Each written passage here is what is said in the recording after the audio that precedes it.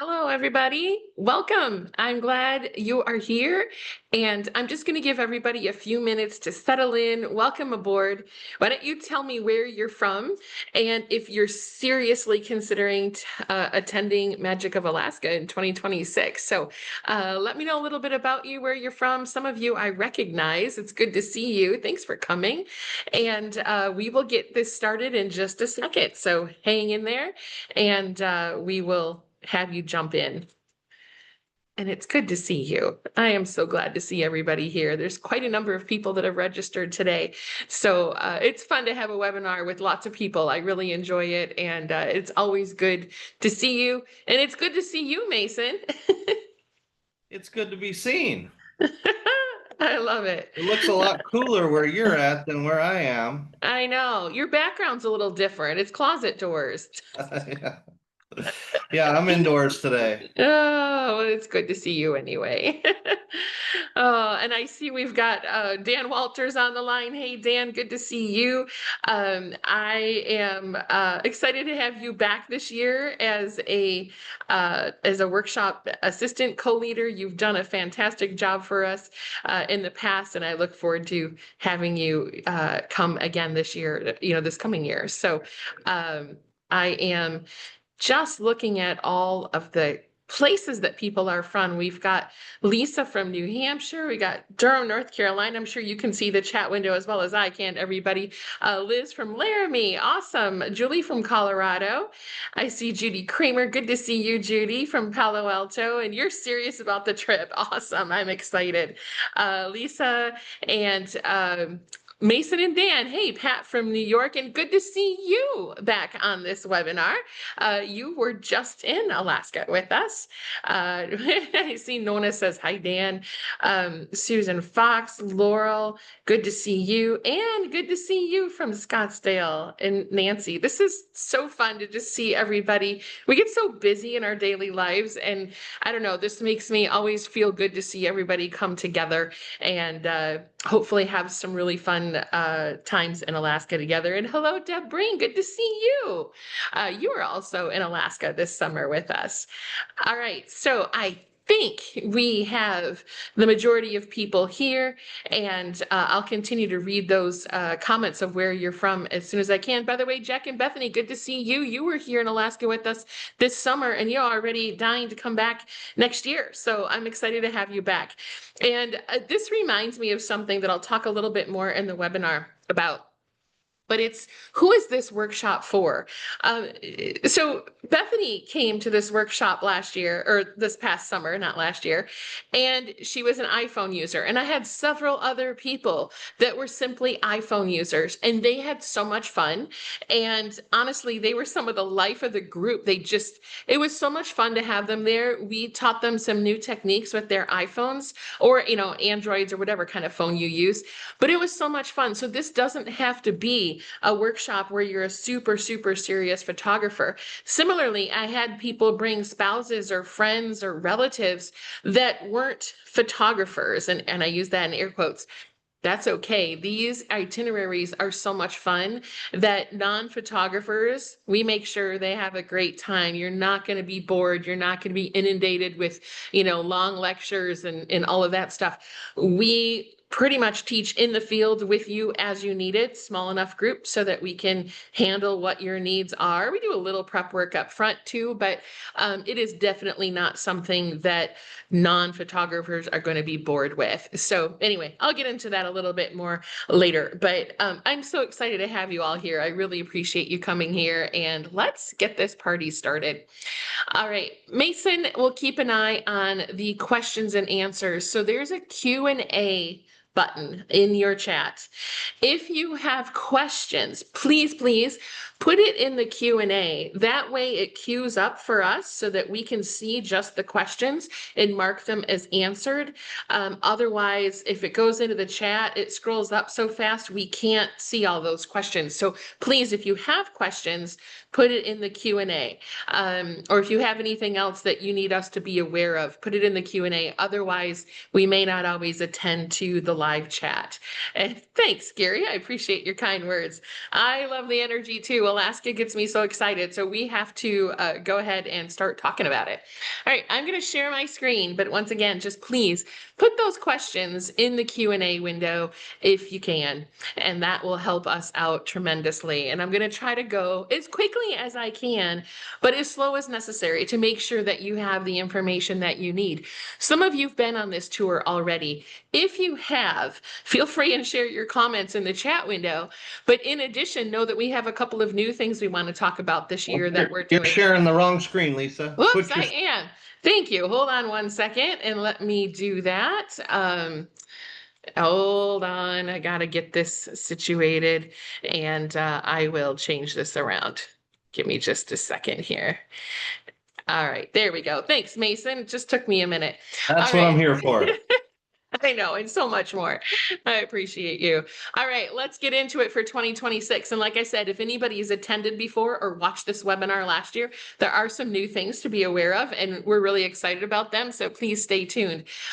So today's agenda, just so you know, by the way, this is recorded. So if you can't stay for the whole thing or you have someone that wants to know about it but couldn't watch tonight, you can send them this recording. We will email it to you about 24 hours after this session. And anyway, look for that in your email, check your spam, check your junk. Every once in a while, things land there. All right, so today's agenda, I'm going to talk quickly about my Alaska story because it does weave into what we do. We'll talk about Magic of Alaska 2026, of course. Who is this trip for? The Excursions. I'll show you some sample images of what you might be able to capture.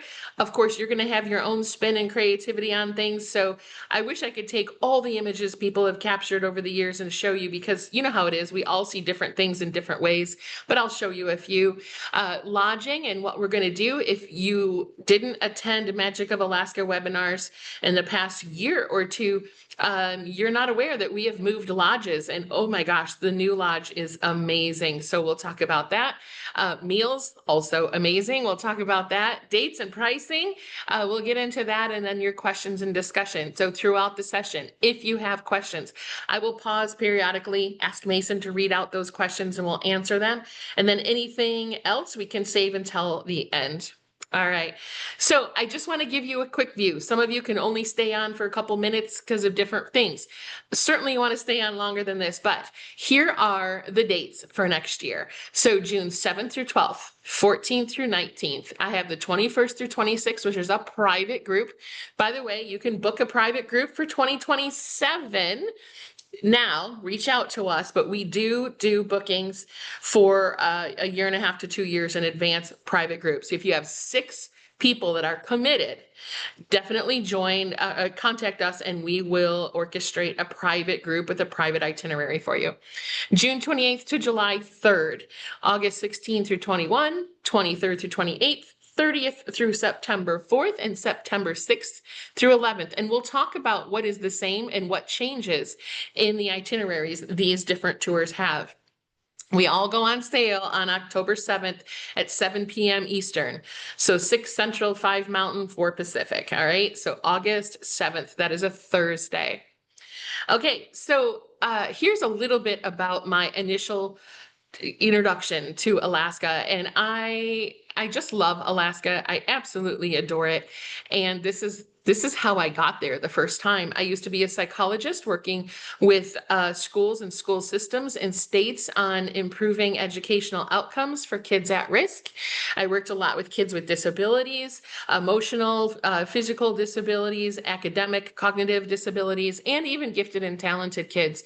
But this rolled up into consulting with schools and districts because a lot of times kids who ended up in special ed should have never been there. They often had instructional deficits, and providing them better instruction from early on closed those gaps. And I won't get into all of that now, but I worked a lot with schools, and the State Department of Ed in Alaska asked me to come up and start working in some of their Native Alaskan village schools with Native Alaskans. And so my first trip to Alaska wasn't like most people. It wasn't like, oh, I'll go to Anchorage and then we'll maybe go to Denali or who knows where.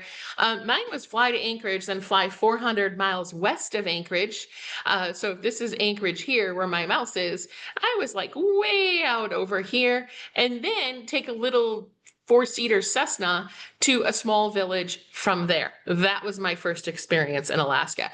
These are old pictures, so I apologize. They're a little blurry. They were on my phone back in 2006. But this is where we were, and this is what we did. And this was my first boat ride in Alaska. And a lot happened since then, but that's how I got my start.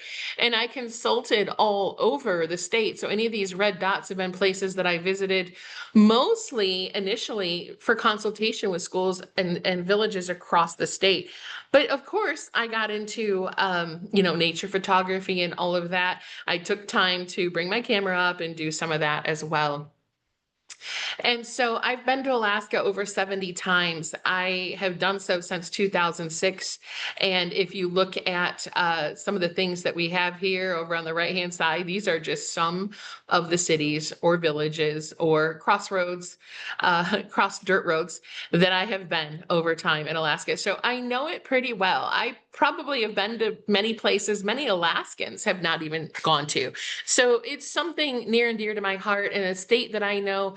I've been to more places in Alaska than I have in Arizona or Michigan, and I used to live in Michigan, and I currently live in Arizona. So if that tells you anything, and it's a big state, right? This is huge.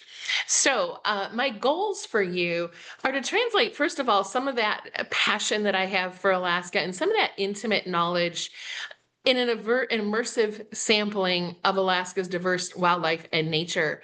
So the reason why I pick the Kenai Peninsula for us to travel to is because it's known as Little Alaska. Almost everything, with few exceptions, can be found in the Kenai Peninsula that lives anywhere else in Alaska. Of course, there's going to be a few plants and things and a few mammals, right? We can't get at least not yet, polar bears, thank goodness, and muskox, and a couple of other little things. But for the most part, the animals that we can find throughout Alaska, especially the signature animals, can be found here, with the exception of those two, and a whole bunch of other plants and wildlife and invertebrates and sea mammals and all kinds of things, marine mammals. I want to bring you photography joy. And if you've been on this tour before, you know how important that is to me. I want to make sure you're having not a good time, a great time. I want to make sure that in addition to the pictures that you capture, that you're having a wonderful experience. It's all very important to me. And I know Dan Walters is on the line. He does a lot of the workshops with me as a co-leader. We both make it our priority and our mission to have you have a good time, to have you get lots of great images, and to have the support that you need in order to capture them. I'll talk about that more in a minute, but I really do want you to be able to have first-rate instruction, learning, and support. This trip is for you, not for me, right? I mean, I enjoy going because I love Alaska, but we bust our behind to make sure that you have a great experience. And so my goals are to deliver uniquely memorable tours. There's nothing else out there like what we do, and I try to keep making it that way. Definitely people have tried to copy, but they just can't do what we do because of some of the exclusivity that we have in what we offer in Alaska. And one of the things that I really love about these tours is many, many times in Alaska, other leaders will go and take you to Alaska. I mean, there's oodles of trips out there in Alaska, right? Why would you want to choose mine? One of the things that I do is I take you to locations in more variety than anybody else does. You're going to get a sampling of Alaska, and it's a good sample. It's not, super high level. It is super immersive each day that we do the things that we do. I make them easier for you than a lot of other places. I just talked to somebody who went on a Alaska bear excursion, and they had to, you saw a post on Facebook. She's like, we had to walk 4 miles each way. And I'm like, oh, hell no. You don't have to do any of that. They trudge through mud. They do all all those things. And although that is an experience, it's not an experience that I want to do every day, nor, risk equipment or physical challenges with that. So first of all, we make it easy, but we do a lot of diverse things. We don't waste 4 hours hiking or however long it takes to go 4 miles each way. We spend it photographing. And I think that's really important to know, that there's multiple ways to do things. It's just that what we do isn't easily replicatable. And I like it that way. So anyhow, we craft experiences that stand out. And I really do pay attention to the crafting of these workshops to give you a great experience. Ease of access. They're designed to be physically manageable for most people. And I'll talk about that in a few minutes a little more deeply. But this is not a super high strenuous workshop. You still need to have some physical capability, but it is not, the hiking 4 miles in the muck to get to a bear. We're not doing that at all. And it's an authentic Alaskan adventure. We're not doing the super touristy things. Where you go with me, you do not feel like you're a tourist. It's not places that are necessarily easily accessible or accessible in the ways that we're doing them. So you are getting a true Alaskan experience without feeling like a tourist. And that's important to me as it is for you. So that's definitely a feature. My goals certainly are your personal privacy, ensuring a sense of seclusion and comfort. We're not in crowded locations. We are often on boats or planes or whatnot, entirely ours. We don't do, let's get on a boat with, 50 other people. We don't do that. Everything is private so that you have flexibility to move around, photograph. You're not battling tourists for a good spot to get into position. Our group size is 6 participants and 2 leaders. So it's never feeling too busy or too big of a group. 6 is the perfect number for us. I would never make it larger or smaller. It is just the perfect number for a group to be intimate and yet also get the stuff that you need, get the places, get the access, get the private boats. 2 leaders and 6 participants is the perfect number. And this is most important. We really cultivate a positive atmosphere. We emphasize the fun, the positivity, and a mindset of gratitude. And this is so important. I can't tell you how many times when groups are positive, I swear we see more things. We are able to photograph more wildlife. We are able to see opportunities. It just builds, and then everybody feeds on that. And I cannot tell you how important that is. And we really work hard to cultivate that and make it fun. It's not campy. I mean, I'm not doing artificial stuff, but having that mindset of gratitude going in really does change everybody's experience. And when I have all 6 on board doing that, I can't tell you how incredibly powerful and moving that experience is. And that's important to me. This may be your only time you get to Alaska. I want it to be memorable and special. All right, my goals. So exclusive access. There are things that we do that can't easily be done by other people in other ways. They're privileged experiences, and I've worked with people in Alaska a long time to be able to carve some of these things out that we do. Joyful moments. We want plenty of those. I want them to be unforgettable, wonderful memories for you. And, we also provide those videos. If you've seen any of the recap videos that we've posted online or on Facebook, we capture those memories for you in a video so that you can truly enjoy going back to that video and reliving those experiences. Most of the time we're through the lens, right? We're looking into the lens, and we sit and also capture B-roll so that you can get those fun and creative moments. Hopefully you've seen some of those videos and have enjoyed them. And I can't underemphasize or overemphasize, I guess I should say, the culinary excellence. Barb. Anybody that's met Barb, eaten Barb's food, you know how much she loves making wonderful, wonderful food for our groups. And she takes care of everybody so well. Her food is just filled with love. I'll talk about her in a moment as well and what you can expect for the food. So here's a bear and 2 cubs catching this poor salmon here. But safety first. I know you're seeing a lot of close-up bear photos. We all still keep safety very much in mind in our activities, and we have bear guides on all of our trips and other things as well. We just really make sure that safety is there. That's a huge priority for me and for everybody. But it'll be a complete experience offering a comprehensive and fulfilling adventure for you. And it really is an amazing adventure. So let's talk a little about Magic of Alaska in 2026. So, who's this experience for? I alluded to this earlier. First of all, the physical.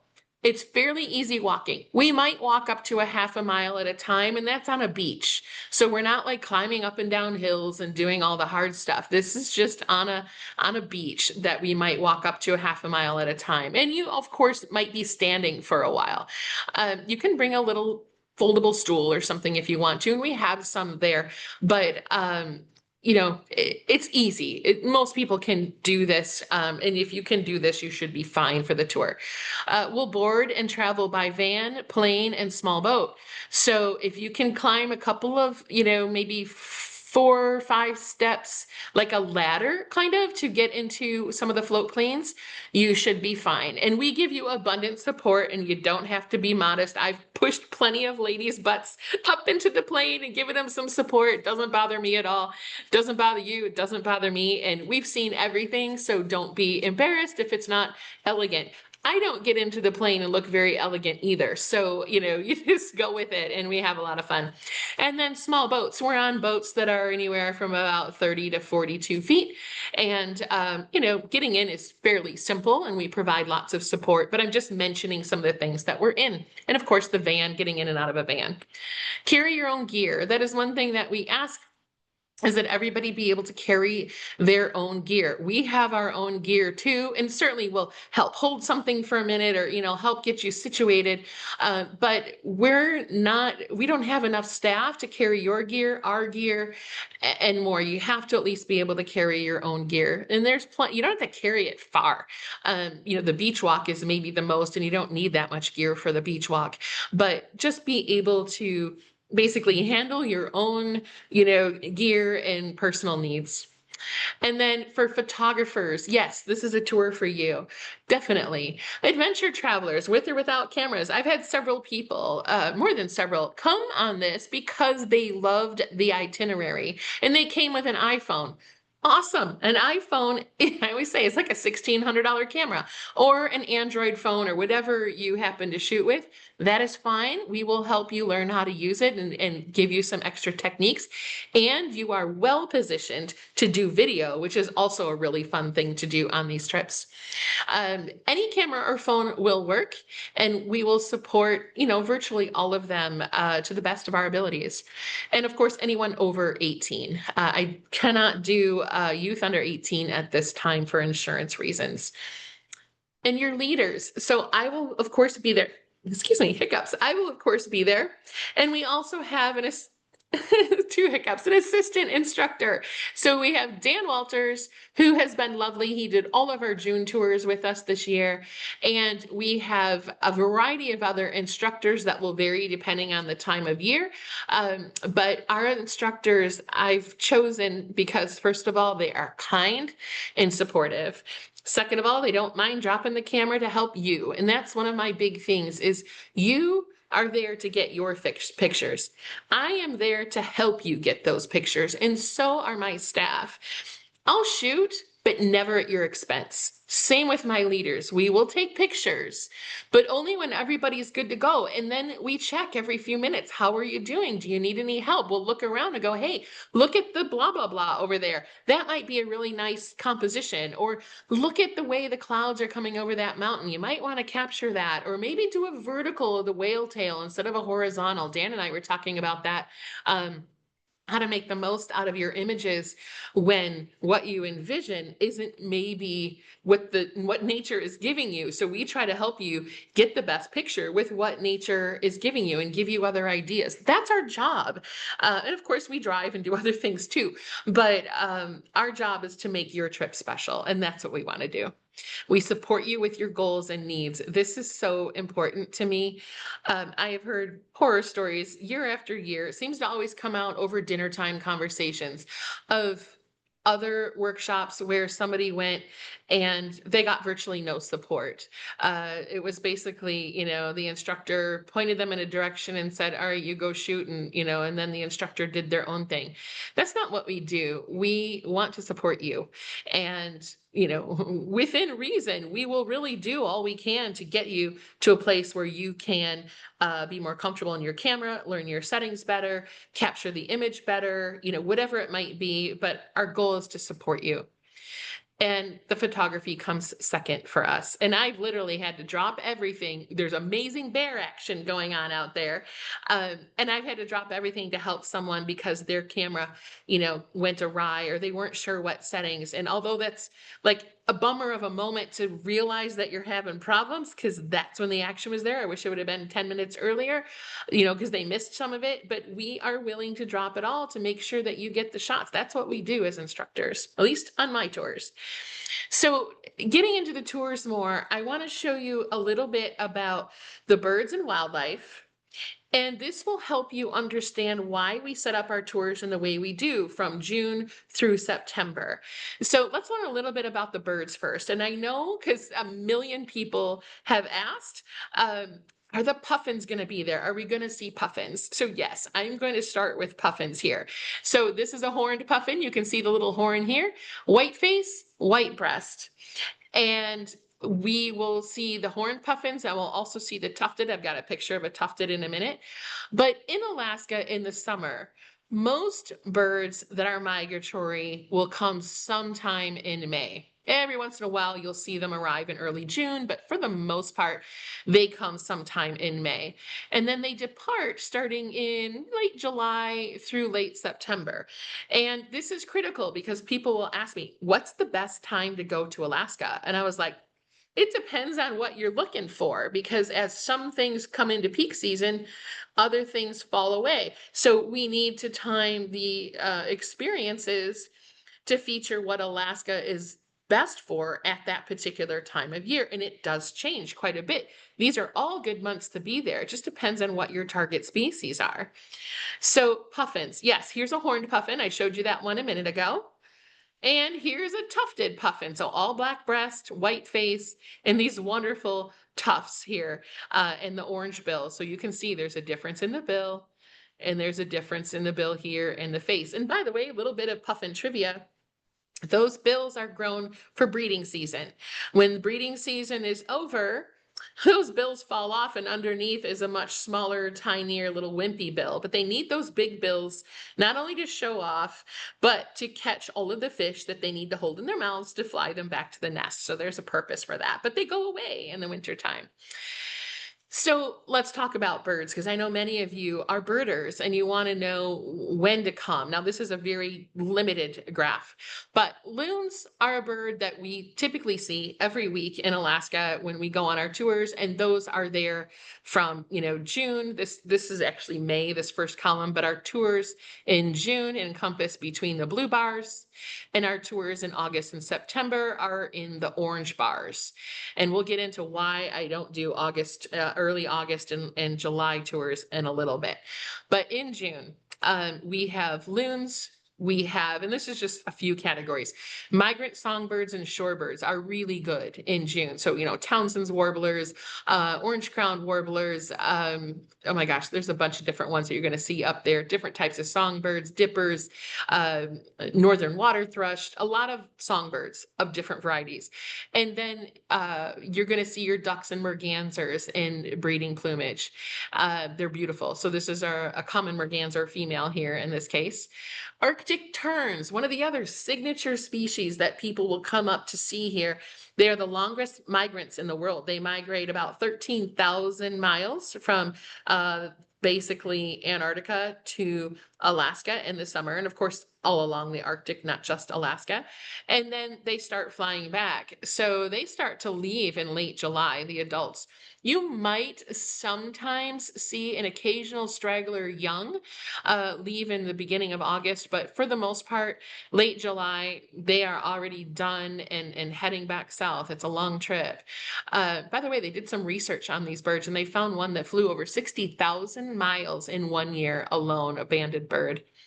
All right. So horned and tufted puffins, this is a key species. You will see puffins pretty much the entire time. Some of them start to leave the area in mid to late September. So I have no doubts we'll find some. It's just there might not be a lot of them that time of year. But puffins, both horned and tufted, are pretty stable. They're getting their nests in June. They start, having babies and feeding young in August through September and maybe even in late July, but no problem seeing puffins at that time of year for any of our tours. And then, of course, here is July. I do not do tours in July, other than we have like the early part of July that we're finishing up our tour from June. But I don't, because it is mayhem with fishing. And I'll show you a couple examples later. But I avoid July and early August like the plague. It's just too crowded, too many people, too much of everything. I just don't like it. And the wildlife tends not like it either. So anyway, I don't tend to do as many tours or any tours in July and August because of that peak fishing season. It's just nuts. But the birds, the eagles, that's something you can see all year round, though we do see more in summer because they tend to migrate up to Alaska in summer. This is a high key picture of two eagles on a beach, two immature eagles. And here's a couple of other eagle shots. The classic shot we can get pretty easily with the mountains in the background in Alaska. I take you, for those people on the June tours, if you're going in June, we'll go down to Eagle Beach and we'll photograph some of these things. So this was taken at Eagle Beach. This was taken out at sea, and an eagle came in and caught a glaucous-winged gull, and then dropped it a moment later, and the gull was like freaked out. But anyway, just interesting shot. I was just tracking the eagle. I had no idea he was going to do that because I just saw eagle in the frame, and the next thing I know, he's catching a gull. So you never know what you're going to get on these tours. Here are some additional from Eagle Beach, though you can see eagles in a variety of places, but they're feeding on salmon. One of the neat things, Dan, this is always one of your favorite things on my tours as a co-leader with me, is getting the eagles with the waves behind them, which is kind of an unusual shot to get water behind the eagles like that with waves on the shore. So this is a congregation of eagles and one's coming in. You will also have the opportunity, especially on the blustery days, to get them kind of tag teaming. They'll grab some random branches and they chase each other and fight in the sky. Sometimes they lock talons and twirl. All that kind of stuff is really, really cool with the eagles. But we'll see other things. We'll see common loons. Here's a merlin that was flying in on one of our river trips. There's just a lot of different things. We have Bonaparte's gulls. We have, I could go on and on with the birds. I don't want to make this all about the birds, but there's a lot of birds. If you are a birder or a bird lover, June is the tour for you. June dates are awesome for birds. You get the most variety. I think this June, the last group, some people care more about the birds than others, but on my last tour that I left, we had, I think it was 83 species of birds by the time we were done. So you get a nice variety. And of course, the bears, let's talk about them. So the bears, of course, are a feature, and we will do bear tours from beginning to end, but where and what and how many bears you see depends on the time of year. So the density of bears viewed. So if we're looking at each of our tours, the June tours in blue, August and September in orange, June is what I would call moderate number of bears. We can find them. It's very, very, very rare. I've had one time, and it'll be 14 years now, where we did not see bears on our tour. One time in 14 years, and I've lost track of how many workshops I do every summer, to count all of them, but a lot. One time. So early June, and then it picks up a little bit more towards the end of June. And where we go is different as well. In early June, you're more likely to get them clam digging and feeding on sedges, which are kind of like protein-laden grass. There's no salmon yet for them to feed on until maybe mid to late June. You'll sometimes see salmon. So we change our locations. We all do our tours at Lake Clark National Park or Lake Clark Clark Wilderness. So if you're a national park ticker offer, there's one national park that you'll go to, Lake Clark. We do hit a second one, which is Kenai Fjords National Park, on a different part of our tour. But June is moderate. It starts picking up a little bit in later June, early July. Then it gets to be fishing season, so we don't do a lot. Why? Because the traffic is horrendous. I don't want to drive around in that. We'll spend all day in traffic, not all day touring. And then we get into August, and August starts to pick up a lot more. And as we get into mid to late August and early September, all the way to mid-September, even all the way to the end of October, even though I don't do tours that late, though I've thought about it, you will get more and more bears. So birds are highest in June, bears are highest in August. So you kind of got to pick your poison of which one you value the most. And, if that's your goal. Other people have been on bear tours and they want to focus more on birds. There's something in here for everybody, and we do work to make sure in June we have one day of bears that we'll go and find them. But in August and September, we spend 2 days out with the bears at potentially 1 to 2 different locations, weather depending. One is a glacial fed lake that is stunning up in the mountains, and another one is a big creek that is from a glacier, and the salmon come to both and the bears have a blast. So when the salmon start running, we'll move to those locations. But hopefully that visual will help you. So if you're into, we can still get bears in June, just not as many, and a ton of birds and other things. And then as we move into August and September, the bears are really, that's the highlight in Alaska. That's what we're going for. We will see some birds, but it's not as many. But you may see black bear. It is not as common, but I think we saw them twice this past June on my tours. And then a lot of the coastal brown bears that you'll see. That's the signature species of bears there. So this one was just from, just not even a month ago, I captured this one. But where we go is really beautiful. We have these glacial fed lakes, so they get this wonderful kind of robin's egg blue color from the glacial silt water. And these are just precious first year cubs here. And yes, as you get into August and September, the salmon start turning colors and you'll be able to get the bears with the salmon. We are able to get quite close to the bears. And also we do this by most of our tours are by boat. There is one location that we will go to by bush plane and then get out and walk. And those are the earlier June tours, early to mid-June. And that's where we're going to be on the coastal flats, and we're going to be catching the clams, clam digging, or feeding on sedges. And that is not an area accessible very easily by boat. So we'll fly there. But all the others, we fly in a float plane, and then we get into small, what they called, I think they call them John boats, small little boats where we motor around, and you can get pretty close to eye level, as you can see here, with the bears, and it just gives you these wonderful shots. This is one from the beach. So for the walking tours, we'll be on beaches, we'll be in a forest. It's all flat, easy walking, but that's what you can look for there. And then, of course, as we move into late June through September, we will be getting into lakes and rivers and going by boat, and you're able to capture bears chasing salmon and so forth. So, and occasionally having a little tussle. These were two sows that just needed to make sure each other knew where their boundary lines were. But just fun shots that you can get. There's two cubs that, again, this was just taken not even a month ago in Alaska. Just so much fun, so much fun. Lots of different lighting, lots of different bears. And somebody will ask me, how many bears will you see? Oh, it's so hard to say. It really depends. Some days I've seen 2, other days I've seen 30. Like it depends on what's happening that day. What are they feeding on?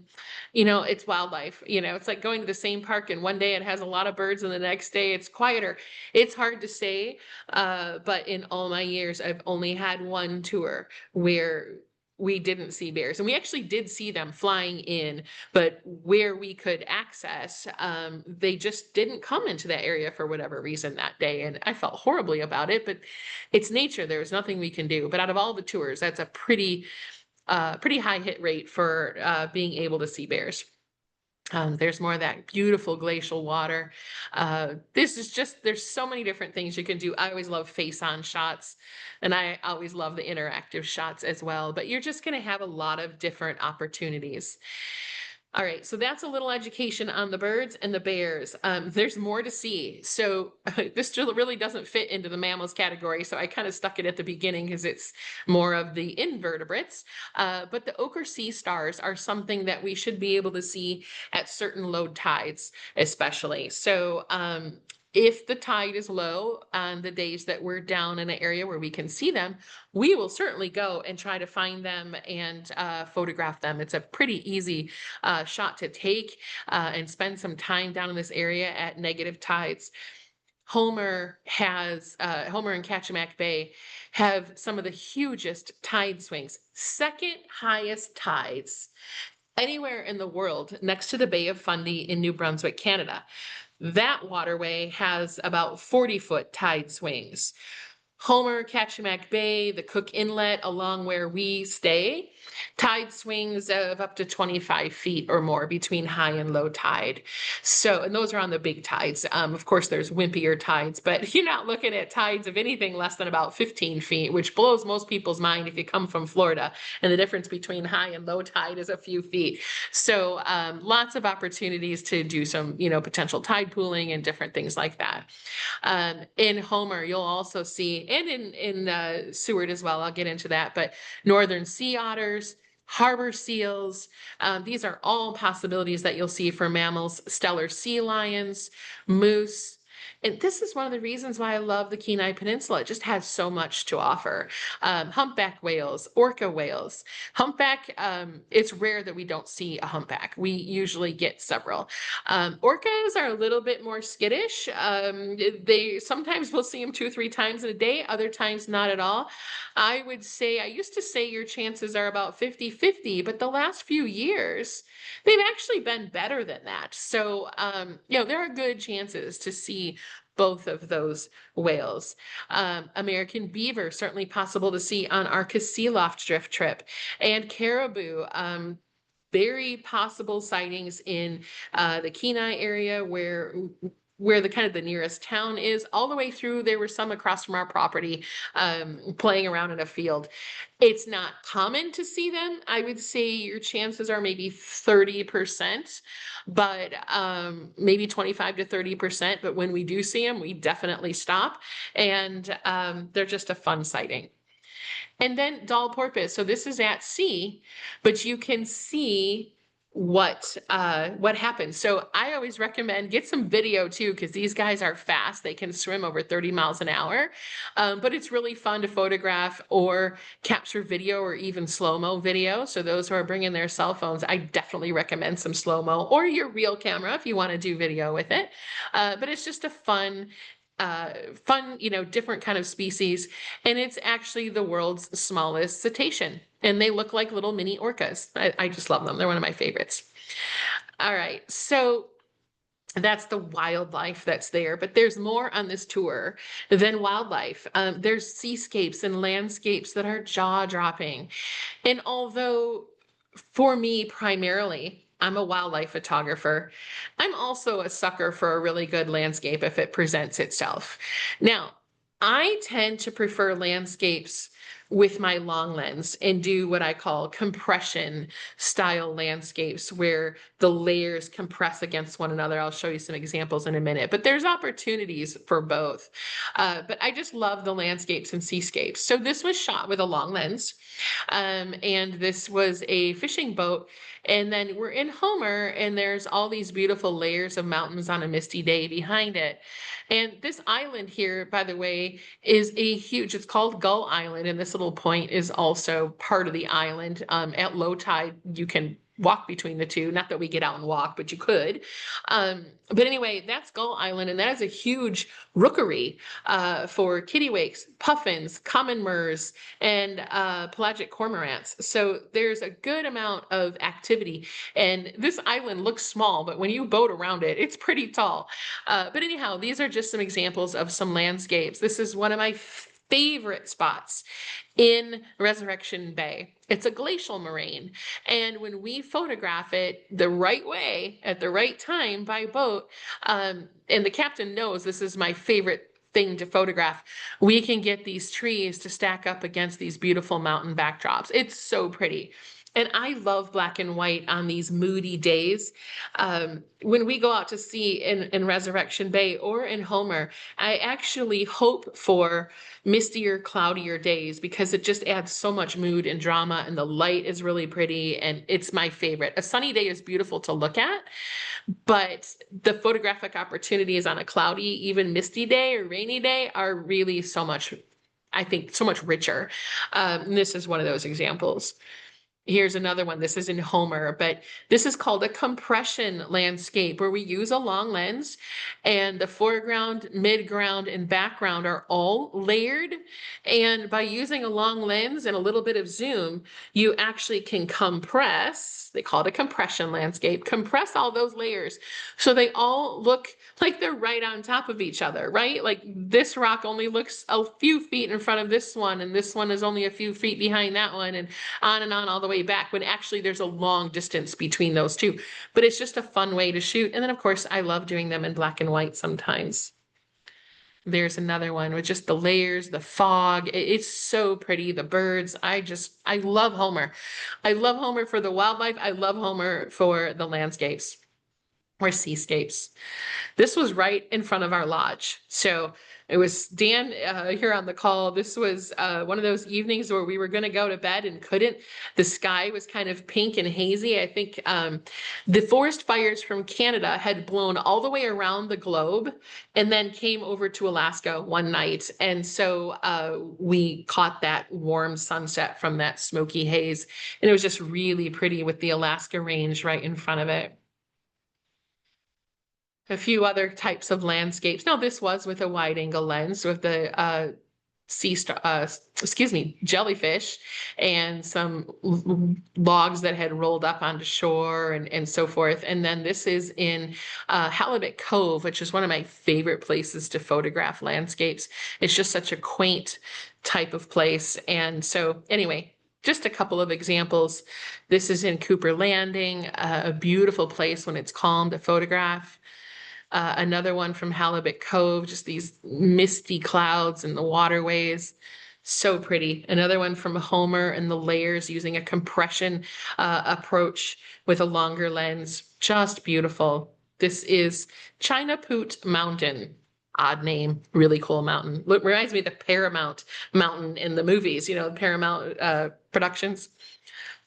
And here's one with a little intentional camera movement and also some texture over the top of it. So we can get really fun and artsy too. I won't get into that a lot right now, but these are some piers at low tide in Homer, and I just love kind of playing with that. Another really fun shot just with the waves crashing in Homer. Homer has some great landscapes. This is out of Resurrection Bay and out into the Gulf of Alaska, just a remote place with the waterfall coming down from the melting ice and glaciers and all these beautiful colors. There's so many little micro moments in amidst all the stuff that I don't know how much more you could have as far as variety in coming back with a portfolio from this trip, because the wildlife, the landscapes, the seascapes, the the sea stars, the textures, the abstracts, these little moments like this, all of it is so pretty. There's just always something to photograph. This is along the shore at the end of the point in Homer. And it's just such a pretty silhouette. You know, the people fishing, there's people fishing there all the time, the fishing boat coming in. I just love it. There's just something creative when you go to Homer. Like you can just keep shooting and shooting and shooting. It's so much fun. And then there's abstracts, right? And I'm only going to show you a few, but there are times when the abstracts are so compelling, like this water here in the ocean, or this one was from a pond, one of my favorite abstracts. Like it just was a little ripple in a pond. The light was hitting it just right. It was so much fun. We ended up photographing things in and around this little pond, including the abstracts, for like an hour and a half. I just pulled off the side of the road and more things just kept appearing. And that's that's what I think the magic is about Alaska is it's like you can't just go skin deep. You have to get into it and you just see more and more and more. These are some cliffs in Homer that have just the most interesting textures and patterns. I just love them. We can do some intentional camera movement. We'll work with you and teach you that if you don't already know how to do it. And there's some great subjects to do it with, like these ferns in Alaska. And this is a dead tree, a log that was laying on the ground. Just one of my favorite abstracts because it looks like a relief map or one of those geology maps with the different elevations. I just love it. Here's some ICM of the lupine that grow like waist high or higher in Alaska in the summer. And just little movements. So the Kenai Peninsula itself is considered to be this whole area, and even a little bit further when we go out towards the Aleutian chain. But where we spend our time is in the Kenai Peninsula. So Anchorage is way up here. Okay, so you'll fly into Anchorage, and then you'll take a short hop of a flight, about 30 minutes, to this town of Kenai. And the town of Kenai is kind of where our base will be. And then in that area, let me just get in some chatter. Let me just make sure I mute everyone here. Oh, I think that's probably me, Lisa. I was going Oh, to interrupt and say, pick a spot to answer some questions here okay. shortly. All right. I will do that. Why don't we stop right here and I'll take those questions, Mason. All right, perfect. Yeah, that's a lot of information. So It a is. few It is. questions came in. The main question everybody wants to know is how close are you to the bears and what kind of lenses are you using to get those shots? Well, we usually use 8 millimeters and cuddle with them, but no, I'm joking.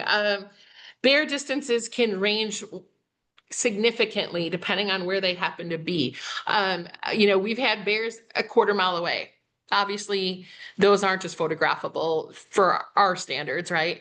But I've had bears 10 feet from me. Now, there's a big difference in the proximity and what we do for safety. So when we're really close, well, any of the time that we're out with the bears, we always have a bear guide, and they are equipped to handle, a bear situation. That they're trained to do that. That's what they do.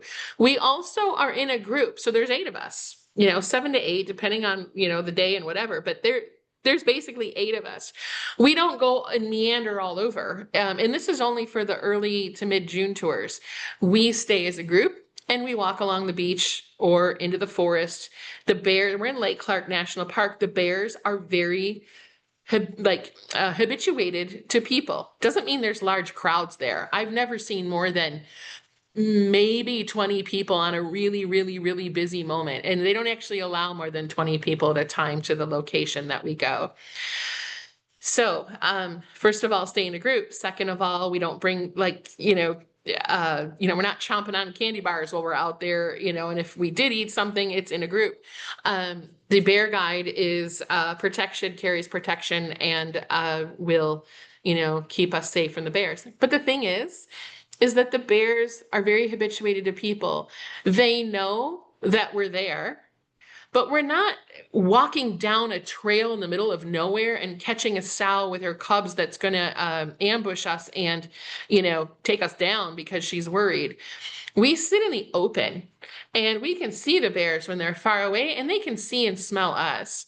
And they're used to us not being a threat because we go to certain locations when we're walking, and they're used to those locations and they're used to people being there.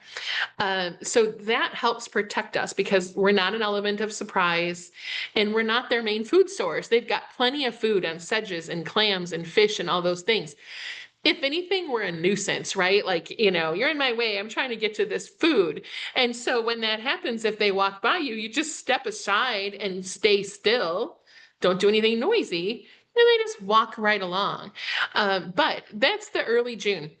Early to mid-June. As we get into late June and then through to August and September, we switch to locations that are by boat.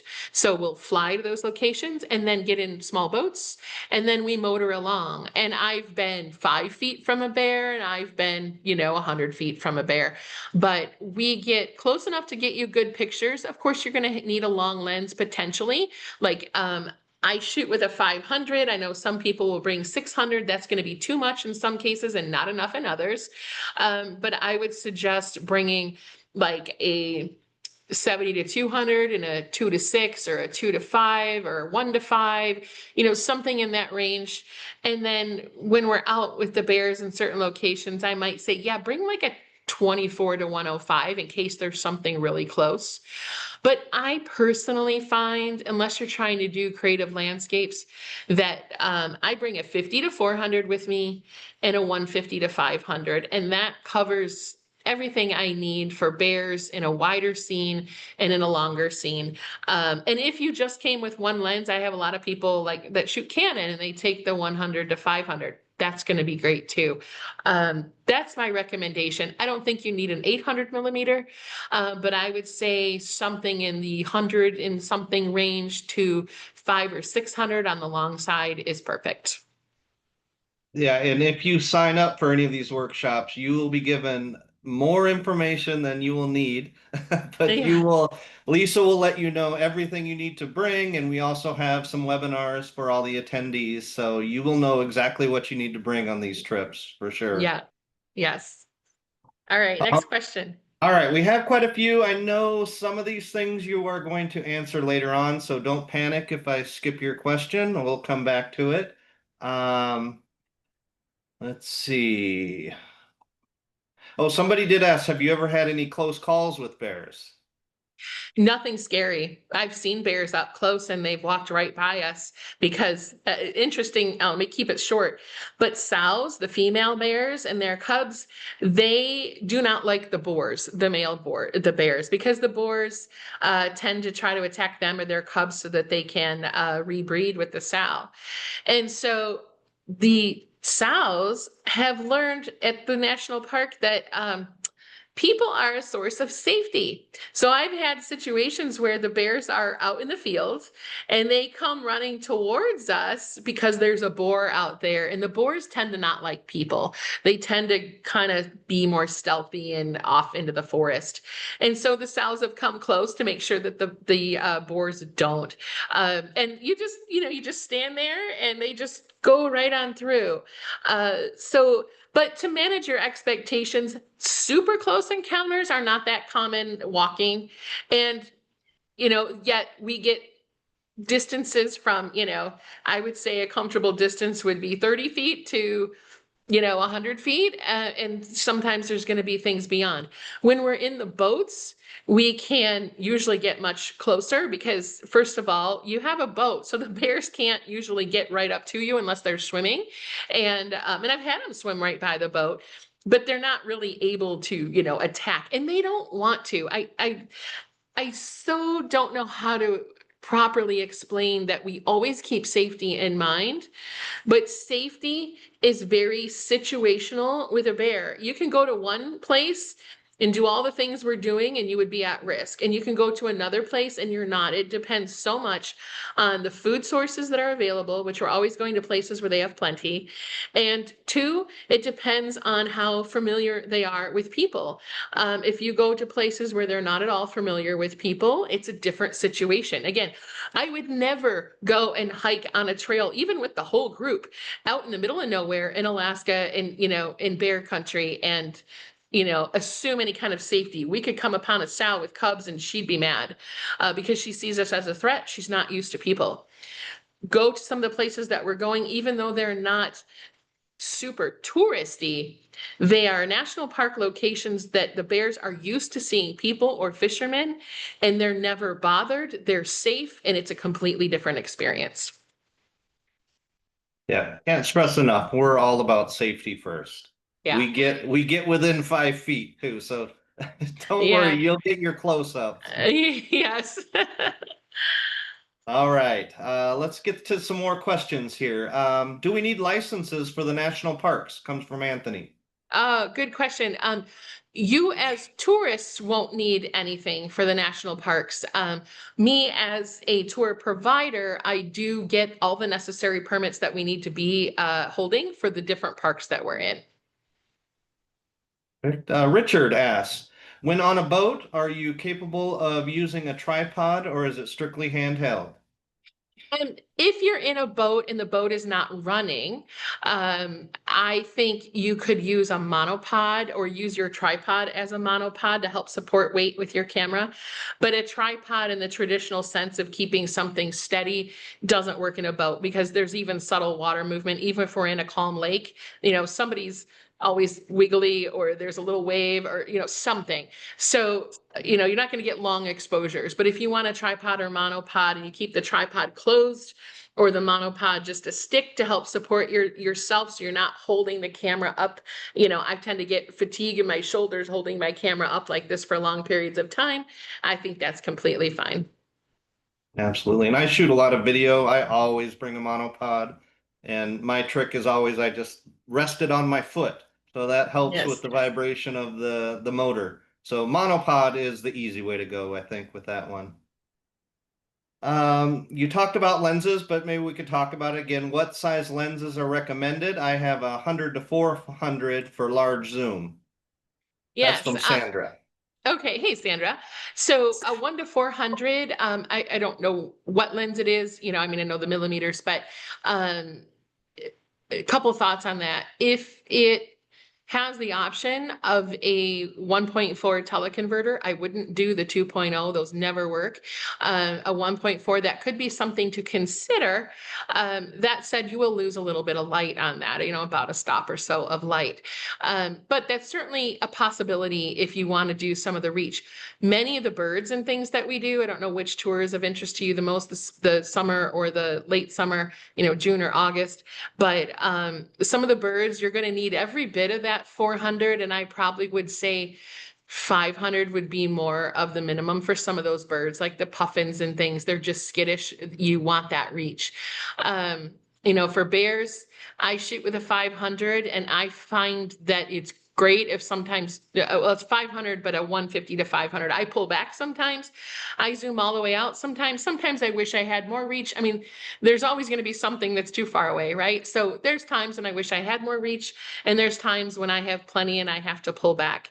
In my opinion, I feel like 100 to 400 is a great lens to have, but I would maybe rent something that gets you into that 500 or 600 range, or potentially consider a teleconverter, although that might slow your lens down both light wise and focus wise. It just depends on the quality of the equipment.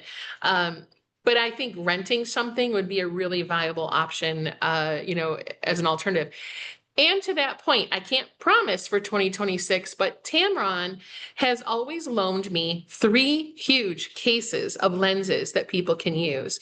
Currently, they have lenses for Nikon, Sony, Fuji, and 1 or 2 Canon mounts.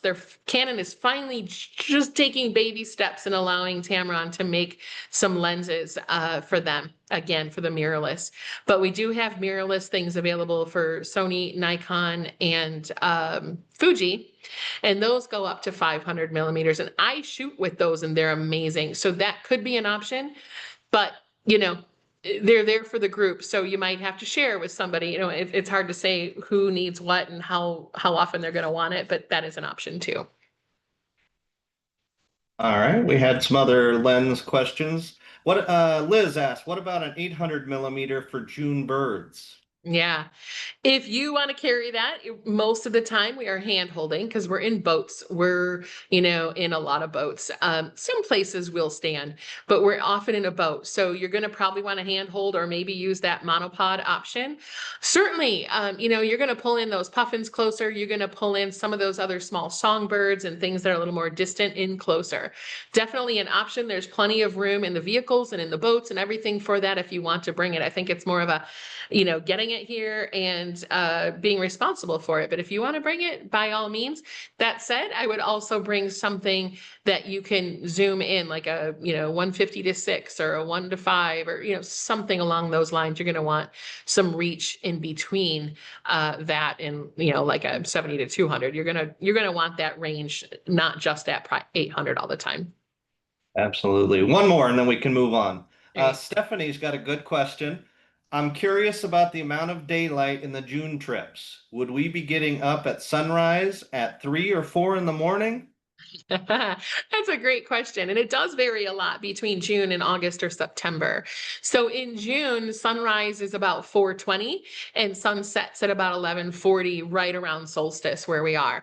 That said, it doesn't ever get completely dark. It gets dim. It's twilight. The sun just sets, but it barely is below the horizon. So it'd be like going out just after sunset, where you live normally. You know how there's still a lot of ambient light in the sky? Well, it's kind of like that. So for those wondering about aurora, don't go on the June tour. But if you went on the later August into September tours, there is definitely the possibility for aurora then, and the skies are dark enough. Yeah, if you come in June, you're at or near the solstice, where the sun is, the days are at their longest, which is a really fun experience to have. But we do have light, darkening curtains, and some people will bring an eye mask if you're really bothered by it. I'm not bothered by it at all anymore, but I'm so used to it. But yeah, it does change. And then in August, we will be getting darker earlier. And then in September, it's literally dark enough at late August, early September, to potentially get aurora shots. And we're positioned quite well at the lodge to capture aurora over the Cook Inlet. Yeah, I was going to save those questions for later, but I think you nailed it. So it's really the later August trips that you can do Aurora, correct? Yeah. Yes. Yeah, I would say Yeah. late August. I mean, maybe earlier, but really honestly, later August and September is going to be your time. And the aurora tends to like the equinox. So that's when you usually get peak aurora viewing opportunities. So the Kenai Peninsula, so if you're looking at this map here, I've been doing a lot of talking, but our lodge is somewhere right about in here where my mouse is moving. And so we get this nice northern view over this water, and all of this is dark skies. So we have this nice overlook that we can capture aurora without having to go anywhere. So that could be a really nice option as well. Okay. All right. I think the rest you were going to cover. Yes, and If I you just want don't, to, I will ask them. awesome. I just want to mention about the lens questions. I talked about long lens. Yes, definitely my recommendation is bring a short, a mid, and a long, because there's going to be situations where you might want to do a variety of different things from, landscapes or close up, or some of you like macro. If you like it, bring it.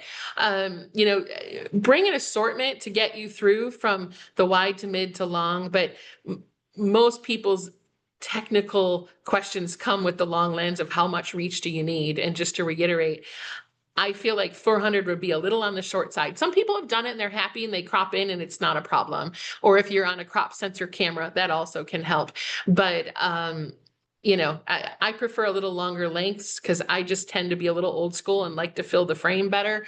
But you work out of it. Also has to be something you're comfortable with and can carry and all of that. So hopefully that helps inform your decisions.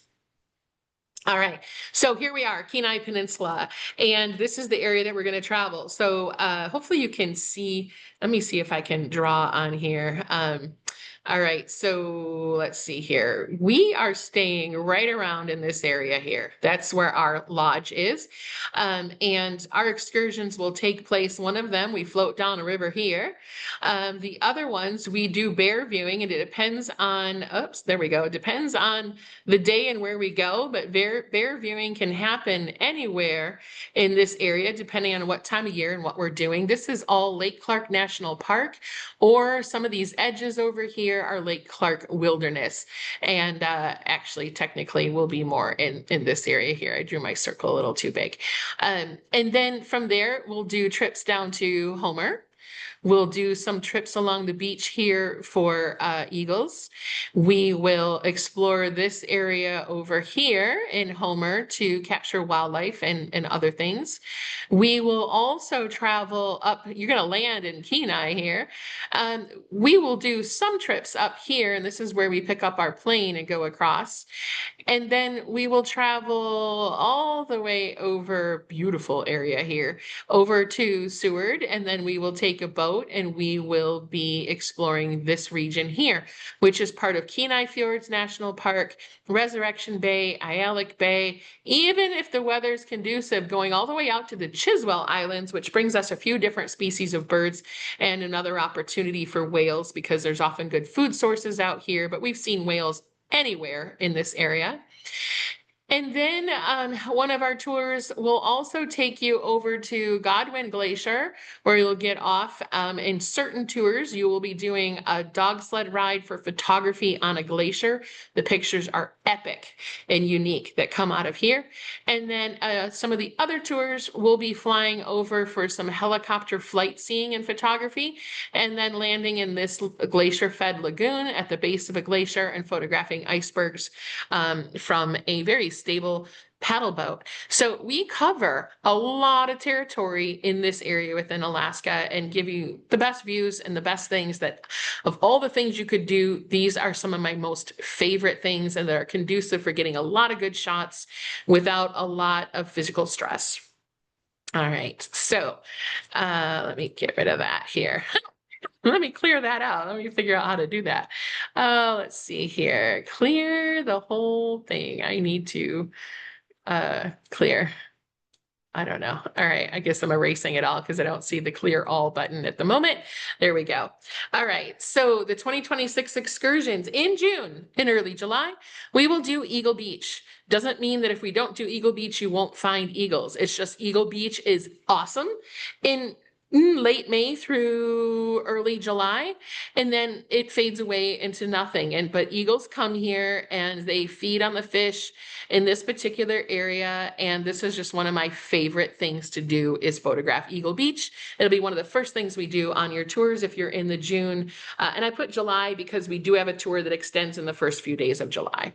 But Eagle Beach is awesome. These are just some posts from participants online, but you're just going to get all kinds of interesting eagle shots, again, with the waves behind them, but you also get a lot of flight shots, a lot of drama. I mean, when we go there, there is on a crappy day, 40 eagles, and on an amazing day, I don't know, 200 eagles. It just depends on the day. In the winds and a few things, but there's always eagles to be had here, and we will definitely photograph them in June. We also have Gulf of Alaska tours in June. So this is something that is, again, unique to June. We don't do them in August and September tours. There's reasons. But if you want opportunities for puffins, whales, glaciers, tidewater glaciers where they come down to the water and calve, that is one of the things that we have the possibility of seeing. All of that stuff can be had in the Gulf of Alaska. And if you or whoever you're bringing wants to do some deep sea fishing, we take a small break out of our wildlife tour. It doesn't affect the wildlife viewing. If there's a whale, we're on it. But we will take, and it doesn't take long, but we will fish for black rockfish, which are beautiful fish and wonderful fish for eating. And we will catch them. Your limit is 3 per person. We will catch 3 per person. Doesn't take long. You don't need special skills. You don't need a pole. You don't need anything. You need a license, which costs like $14 or something, and you can fish, and you can technically deep sea fish in Alaska. And then we'll take those fish back to shore, get them processed, and then we have them for dinner the next night. It's too late that night to have them for dinner, but Barb will cook them up for us the next night. They're delicious. So if you want that experience, I highly recommend it. It doesn't take long. It doesn't take away from our wildlife, but it's a really fun thing that we can do. And other than the $14 license, it doesn't really cost you anything more. So we will see puffins. And I say will. It's wildlife. I can't promise anything, but I can tell you there has never been a tour that I've had that we've never seen a puffin. So if not, plenty of puffins. And that's also why we do Homer and the Gulf of Alaska in June for 2 different chances to see those puffins. But we'll see whales, humpback whales, we'll see orca. Here's some horned puffins that people were posting. Whales, some of them right next to the boat. This is not our boat, this is another boat, but somewhat similar in size. We'll see northern sea otters. There's just a lot of really cool things that we see on that Seward trip, in addition to stellar sea lions and gosh, what else we see? We sometimes see bears. We sometimes see mountain goats. We sometimes see a variety of different, we see harbor seals. We see otter. My gosh, there's just a lot that we see. I'll show you some pictures there. Then we go to the bear flyouts all the way. Every tour has at least one bear flyout, and in the August and September tours, we have 2 because the bears are so good then. So if you're more interested in bears, consider August and September tours. If you're more interested in, getting some bears, but a lot more of the other things and the birds, then June is the trip for you. But we'll definitely look for bears. And someone asked, well, how close do you get? Here's one that happened to be running through, and our group just stepped aside so she could run through and carry on her way. So, it is possible. Here's some other shots of bears that different people have posted. This was from last year's workshop. Just gives you an idea and a flavor for what you can do. Then our next excursion is dog sled on a glacier. So these happen on the June and mid to late August tours, not September. So we can do dog sled on a glacier. This is such a cool experience. You fly in a helicopter for about 7 minutes up to this glacier, and that ride alone is breathtaking. So pretty. Great photo ops in that thing alone to do that. And then you're going to land on a glacier. This is the glacier. And, it's safe where you are. It's not like a super craggy glacier where you're going to fall through. It's just a nice flat hard packed glacier. And then the dogs and the sleds are up there. You will have the opportunity to ride on a sled in the snow, right? Not just, in a forest or some of the campy ways they do them in the summer for tourists on the cruises. This is actually, they're real sled dogs. This is what they do when they're in their off season. They're still on, and you get the real sled dogs, the real experience with people who do the Iditarod and all of that. Group of people run this tour, and you'll be able to ride. So you'll be able to actually go out onto the glacier, ride the sleds around. Of course, if you don't want to, you don't have to. You can just fly up and watch, but you can ride the sleds around. They also have puppies. If you're a puppy fan, you can play with the puppies. But then in addition to that, you really can get some incredible photos. So these are a few from Dan Walters, one of my guides that captured this, one of your assistants. I love the small perspective against the mountains. So these beautiful clouds are moving in and out. And Dan captured this minimalistic image of the sleds and the glaciers and the clouds in the background, which I just adore. Another client here captured one. I'm showing you some perspectives other than mine. Captured some. Look at the texture in the snow, and the black and white is just stunning for these kinds of scenes. Here's another one, minimalistic, but look at those glaciers and the snow, and it's just so pretty as a black and white. And we go on we go at 8:30 in the morning. So it's the first tour. So the snow is fresh. Everything is wonderful for us. They do a custom tour. This is something that you can't get if you were just to go to Alaska and try to do it on your own. This is a custom tour that we work with the people at the dog sleds to do, and also have time for photography while we're up there. So it's a very unique thing to be able to do. And your shots from Alaska are going to look so different when you have these in your portfolio compared to most people that do 5 days of bears. And I got to be honest, by day 5, I've done 5 days of bears, that tour, and it's just too much of one thing. I love the diversity. Here's another one from Dan. Look at that beautiful clouds and snow billowing up. It's so pretty. And it's beautiful up there. So anyway, just giving you some ideas of some of the shots you can get. We do that June through August. There's a couple more. I love the leading lines of this. And then you can see where the trail goes off in this beautiful snow. All right, Homer and Kachemak Bay.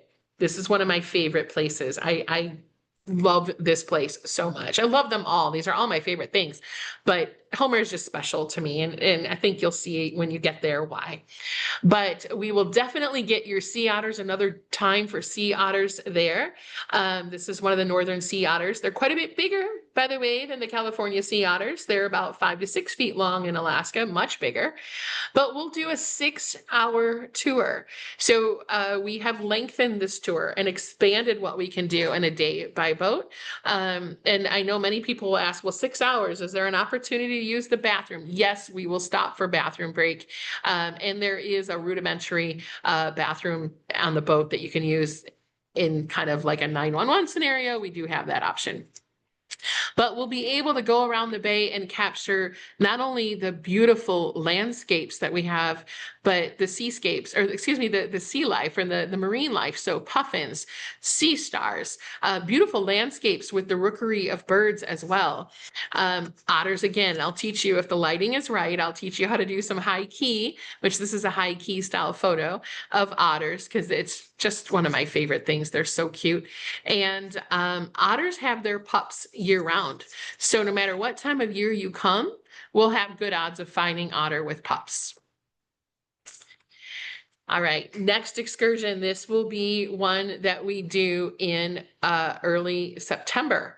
So, all the way through September, possibly late August into early September, but this is glacier flight seeing in a lagoon paddle. This is a brand new experience.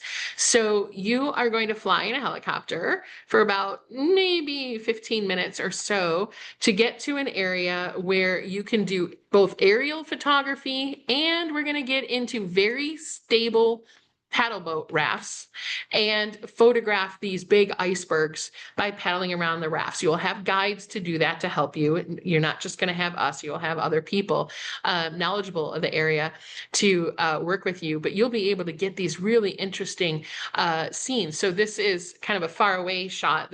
I apologize for the low quality of this, but you get the idea of these icebergs that fall off from Bear Glacier, which is the largest glacier in Kenai Fjords National Park.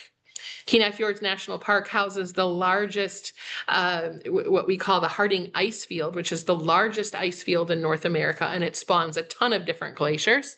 And this one is landlocked by a huge moraine, so you can't get to it by boat. You can only get to it by helicopter or perhaps a really, really rough hike to get back here, but you can do this. And then we have paddle boats that are very stable and wide so that you are safe. And there'll be 2 people per paddle raft, I guess I should call them. And it's very calm water. There's no waves or anything, but you grab your camera, you can photograph abstracts in the ice, get some landscape, scenic shots, aerial shots, and we're doing another custom tour where we'll have extra time in the helicopter to do some flight seeing over these glaciers and just capture some stunning landscapes, abstracts. The scenes are just tremendous. So that's going to be a really nice opportunity as well. And every person in the helicopter will have a window seat. So I don't know if you've ever been helicopter touring before, but sometimes, it's 3 or 4 abreast in the middle. The middle people don't really have any access to a window. That won't be the case with us. Every participant will have, will have a window seat so that you can capture things. But as you see, the fireweed, it's just a beautiful place and something few people get to do. Here's a little quick low ride in a helicopter, and you can just see some of the beautiful scenes that you can get by plane. Of course, we'll be up higher going over glaciers as well, and then you'll be able to paddle through some of this very safely. If you choose not to want to paddle, then no problem. You can stay on shore and photograph things from the shore, and we'll have a guide to stay with you on the shore as well, just to keep you safe and all of that. There's also a wonderful area where they have seating that's been built so that you have a place to rest. But pretty awesome. All right. Last excursion, Kasilof River. This is also one of my favorites. It is typically done on the last day of our tour. And the reason being, it is one of the most calming, beautiful experiences that you can have drifting down a wild Alaskan river. And about 7 of the 9 miles that we drift, are in preserved land. So there's not houses, there's nothing out there but you in the wilderness and maybe another boat here or there if they're drifting down. It is stunning. And this is your best opportunity to capture loons and other wildlife. There's usually a variety of birds, eagles. Sometimes we've had moose cross the river, not every trip, but sometimes, sometimes beaver. There's several beaver lodges.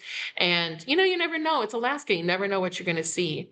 But this particular place is just one of my favorites. So we'll be in these drift boats here and we'll just be gently drifting down this river and capturing all there is to capture: eagles, birds, loons, scenery. It's just all so pretty. It's one of my favorite things, but this is our best spot for loons. There's usually about, I would say 6 to 8 pairs of loons that will drift through their territory. And, you know, early in the season, you're going to get the adult loons.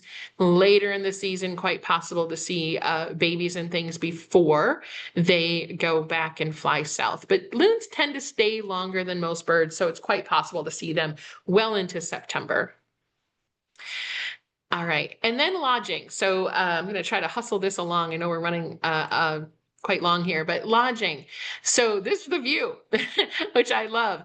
But our lodging inside, it's beautiful. It's absolutely like being in a house.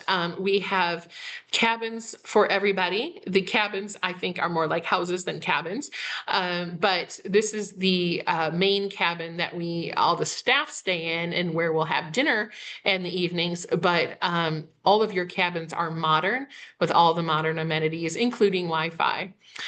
So here's some sample pictures of the cabins, and I apologize for the lower quality. You know, this was cell phone pictures of each room, but your cabin, everybody will have their own bedroom unless you want to stay with, you know, your partner, a friend in the same room, whatever, not my business. You do whatever you want. But we will put typically 2 people to a cabin. Everybody has their own bedroom and their own bathroom. So that's a really nice amenity as well.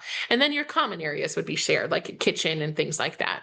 And the kitchens all have you know, coffee pots and a refrigerator and a stove and things like that. You won't need to cook your own food, but if you wanted to heat something up, microwave, you know, I don't know. But whatever you would need to do, we've got you covered in there. And we provide coffee and creamer and filters and all of that stuff for your drinking needs. And we have tea too that we'll provide for you. And then we have meals. I kind of saved the best for last, right? So our food is just extra yummy. Barb, who is our chef, she lives in Arizona. If any of you have come to our Magic of Cowboys workshop, she has cooked for us there. She's from Arizona, but I bring her up to Alaska for her to cook for us during our tours because nobody does it better. And having a good meal throughout the day is really important. So she does not do sandwiches. She does like beautiful lunches. You know, it might be hot soups or stews and sides, and she makes the best cornbread and biscuits on the planet, in my opinion.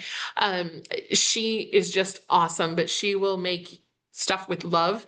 This is the rockfish, by the way, that we would have caught in Alaska. So she just cooks everything with a whole lot of love. But each meal is meticulously crafted, and she just does a great job. If you have dietary restrictions, when you register, there'll be a place to enter those. And we differentiate between dietary requirements, like I can't eat peanuts because it will kill me, and dietary restrictions, which might be, you know, I'm a vegetarian or keto or something like that. We differentiate it, but you can add your things there. And then if she has any questions, she will talk to you about it. We do family style meals. So she tries to create things that will work for everybody, but there's certain times when, you know, there's a one-off exception. But yes, we can handle most of those things. And if you have a really complicated one, we will reach out to you about that to make sure that we understand your needs. And then, you know, go accordingly. So this is Barb. She is just the most loving, wonderful person. I just adore her. And she is up there every summer with us. So, and she was actually, when Mason and I got married, we only had 7 people at our wedding, and she was one of them. She has just become so dear to us over the years. I think you'll just love her. And she just bakes the best food and pastries. And it's very, very good. That's all I got to say. So here's a few of us eating dinner one night. So we typically have dinner in the evenings at our main cabin here, and there's everybody. And then breakfast, when we do breakfast, I'll show you some breakfast in a minute. Breakfasts are done to go, but they are lovely. She does not cut corners for breakfast. She makes her own homemade scones that are delightful. You know, scones were never my thing, but then I had Barb scones, and it was like if a scone and a muffin got married and had a baby, that's what these would be. They're so yummy. And then other interesting pastries and dinners and all kinds of good stuff. And yes, where available, we will have salmon and rockfish and some of the fish that is, you know, local to Alaska. If you're not a fish person, I still highly recommend you try fresh Alaskan salmon or any of this fish up there. It's so different than anything you can get down here. Even the same salmon, like if you got sockeye salmon down here, it's just not the same in the lower 48. It's just not. You definitely want the fresh stuff. Here's an example for breakfast. We do breakfast to go to save some time so you get a few minutes of extra sleep. But all the breakfasts are lovingly made with little, this was like a little egg bake, some sausage, her homemade scones, some fresh fruit. This is an example of what you'll get for breakfast every day when we head out. So we'll eat on the van as we drive to our locations, and it just helps save a little bit of time. And it keeps you from being hungry. And then before you know it, it's time to eat again because it's lunch or dinner. All right, so I know, Mason, you probably have a few more questions. I'm just putting the dates and the rates up really quickly. These dates and rates are all totally included. Excursions, lodging, meals, most gratuities. The only gratuities tips that I cannot include are the ones for Barb or the ones for my assistant. Those would be separate, and that's totally up to you. But since I'm already paying them as, you know, an employee, I can't also bundle in a tip. But I take care of all of your tips for all the other excursions, which amounts to quite a bit because people are very tip reliant in Alaska. And so, you know, I go through, depends on the tours and what we're doing, but I would say $1,500 to $2,000 a tour just on tips alone. So that's all bundled in. You don't have to think about that, but do bring tips for Barb and the assistant if you choose to do so. Everything else is all inclusive. Your ground transportation, all of your excursions, the flights to those excursions, all of that. What you need to do is get yourself to Alaska and then to the Kenai Peninsula. And that is, you know, a flight to Anchorage and then a little commuter flight to Kenai. And yes, you can bring all your bags and all that. They're very good about hauling camera gear. And it's a quick, short flight. Those things are on you. Once you see our faces, everything is covered unless you're buying a souvenir or something like that. And registration, you will get an email, but registration opens on August 7th, Thursday, August 7th at 7 p.m. Eastern, 6 Central, 5 Mountain Time, 4 Pacific. And you can go to my website or go to that email and register and grab your seats quickly because they do, as you know, go quite quickly. Mason, do you have questions about? Yes, we do. Let's just back up a hair and get Gary's question. You answered this, but just to make it crystal clear, he was asking, do they cover the flight from Anchorage to Kenai? That would be any of the flights to get to Kenai. So that would be the flight to Anchorage from wherever you live. And then the flight to Kenai, which ballpark is around $150 or so. I don't know what it'll be next year, but about $150 each way to get from Anchorage to Kenai. Get to Kenai, and from there, we will pick you up and take care of everything else. I know this is going to be a related question that some people might ask. Well, when do I need to start flying and how long does it take? I find many people, and this will all be in your registration document, by the way. So when you register, you're going to get a document that looks like this, and it'll have a table of contents with everything in it. You know, how to book your flights, how to do the hotel if you need a hotel, all the things, the excursions, the itinerary, what to pack. Like, there are very few things that you could ask that won't be answered in this document. But some people, because of the way the flights are timed, we need you on day one to be at the airport by like 12 to 1 o'clock on Sunday. We will pick you up from the airport and your tour starts then. We'll take you back to the lodge so you can regroup and get your luggage and get some lunch and all of that at the lodge, and then we go out. But some people find that it's necessary to, fly to Anchorage or maybe fly to Kenai and then spend the night because their flight times, depending on where they're coming from, just don't work. I would recommend that. And personally, if you can fly all the way to Kenai on your travel day and sleep Saturday night in Kenai and then wait for us to pick you up at the airport or at the hotel Sunday morning, I think that's the best option. It's a little cheaper than Anchorage and you are where you're supposed to be.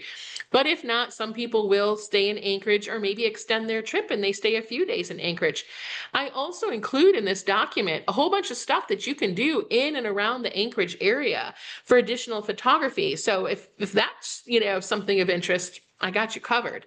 But if you fly down to Kenai and spend the night there, there are a couple hotels real close to the airport that I recommend, then you should be in good shape for us to pick you up by about noon, or so on Sunday. Perfect. Can you talk a little bit about the luggage restrictions on the small plane from Anchorage to Kenai? Yeah, there really isn't anything that you could bring that they wouldn't allow in the big planes. And in fact, the airline that I like using is Grant. There's a couple that will fly to Kenai, and it's in your document that I'll send you. But there's Grant Aviation, Kenai Aviation, and I think there's one new one. It might be Aleutian Air that now flies to Kenai. There's flights like every half hour going to Kenai, but for luggage on Grant, which is the one that I always choose, not that the others aren't fine, but I'm just used to Grant, they will take up to 100 pounds of luggage. And then anything over that is, I don't remember the cost, like, I don't know, 80 cents a pound or $1 a pound, or I don't know, something like that, where they can, they will charge you extra. You can take a normal carry-on into the plane, and then it goes into like the tail side of the plane. So you'll just set it behind this curtain, and then you'll go take your seat. And then that curtain is closed. It's a big heavy curtain, and then they seal it shut so that nothing flies around the plane if God forbid something happened. But so either I take my camera bag and put it in there, or I have a big think tank and a camera bag, and I will sometimes check that bag at the door and just say, hey, this is my carry-on, but can I please put it in the belly of the plane? Because it's honestly heavy to get it up, into that plane. They put fragile stickers on it, and it's such a small little airline. Like, you're literally talking to the people that are doing all the things. And they're really good. I've never had a problem with my luggage going into the belly of the plane. I'm like, it's camera equipment, please take good care of it. And they really do. I've never had an issue. I take my laptop out and I hold it with me just because I don't want that bent. But unless you have a bag that it's better protected than in mine. Mine it just slips into a front pocket and I don't like that. But anyway, other than that, I've had no problem, and I'll take my purse on board, and it's a short flight. It's about 30 minutes and you're there. And it's a pretty flight. You get to see the Cook Inlet, and you get to see Kenai National Wildlife Refuge and the Alaska Range and Turnagain Arm. It's just a really pretty flight. Yeah, I'll say it was, I think 3 years ago, Lisa and I stayed up there for 5 months and we checked 8 full-size suitcases. And So, two cats. and 2 cats. In that instance, they took as many bags as they could, and then they just put the rest of them on the second flight. And I don't even Yeah. think they charged us anything extra. I don't think So they did. it's a different experience on these little airlines. You don't even, they're on the outside of security. So it's a pretty neat, a very Alaskan experience. really is. I mean, it is, it's just fun. Like you say, there's no security, no one's checking your ID, no one's doing, they're like, what's your name? How much do you weigh? And then, okay, wait a few minutes and then we'll get you on board. And if you get there early, they're like, there's room on this flight. Do you want to just go on this one? And we're like, okay, it's so laid back compared to what you're used to. Yeah. All right, we'll move on. We had a question about waterproof.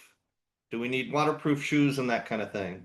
Yes. Oh, so glad you asked that. And it is in your document if you should register all of those little details. But yes, waterproof. I highly recommend, not that we're trudging through swamps or anything like that, but I highly recommend at least waterproof shoes that go over your ankle, partly for stability. Even though we're not hiking, but it's just nice to have that extra stability. Sometimes we're on beaches and things, and it's just nice to have that ankle support. But then in addition, we could be walking through small areas that happen to be, wet. So it might be a puddle. It might be on Eagle Beach. There's one little like ravine that, I mean, it's small. It's like maybe 4 feet across, but it's rather than hop, it's just nicer to trudge through it. It's only about that deep, but you don't want to get a soaker. Always bring waterproof shoes, including it's good for being on the boats in case we get drizzle or rain or anything like that. And you still want to be out photographing. That'll just keep your feet from getting wet. So yes to the waterproof shoes. If you're going on the glacier tour with us, where we're going to be getting on a glacier and doing the dog sleds, you'll wear your normal shoes or boots, and then they give you like these slip-on covers for your shoes to keep the park protected so they don't bring in any kind of, uh, plants or anything that shouldn't be there, and to keep it pristine. And it also helps your feet. So they'll give you those there. Those are real easy to use. And then waterproof outerwear. So 100%, I want people to bring an waterproof outer layer. So, something you can get at REI. I have a Columbia jacket and it's waterproof, but they're pretty breathable now. It's not like the big, heavy, crappy, old plastic things you used to wear. Things are very breathable now, but still waterproof. And it needs to be proof, not resistant, waterproof. And I recommend rain pants and a waterproof rain jacket. And it doesn't mean that we're going to be out in the rain every day, but that can be nice for wind. It keeps you a little warmer. And of course, inevitably in Alaska, it's going to rain. It is a wet place, and that actually makes for phenomenal photography opportunities. But you want to be prepared. That said, it's also sunny too. So bring sunscreen and a hat, and and dress in layers. And I describe all that in the registration document that you'll get after you register, but you'll get it via email. But I highly recommend layers. Like a good layer for me is a t-shirt, like what I'm wearing. And then I might wear either another long sleeve t-shirt or something similar, a fleece, and then my outer raincoat. And that just allows me to mix and match and peel them on or off. There's been days where I've started out needing all of it, and in the middle of the day, it's gotten so hot, I'm taking all of it off and just have my t-shirt on. It just depends, but mixing and matching is going to be really helpful for you. And then I also recommend on pants, like bring long underwear, and then bring normal pants, and then put your rain pants over some of that. How much you need depends on the day and the weather. Temperatures are anywhere between, it could be 45 to 85 and sometimes warmer. But I find a lot of times it ranges between the 50s to maybe low 70s, but 50s to 60s is very common. And it definitely gets warmer and cooler, just depends on whatever's going on. For sure. All right, I'm just going down the Q&A questions now, but I told Jack I'd ask this question from the chat, and before I forget, I'll ask it. Is it worth coming in early to go to Brooks Falls? Depends on the time of year.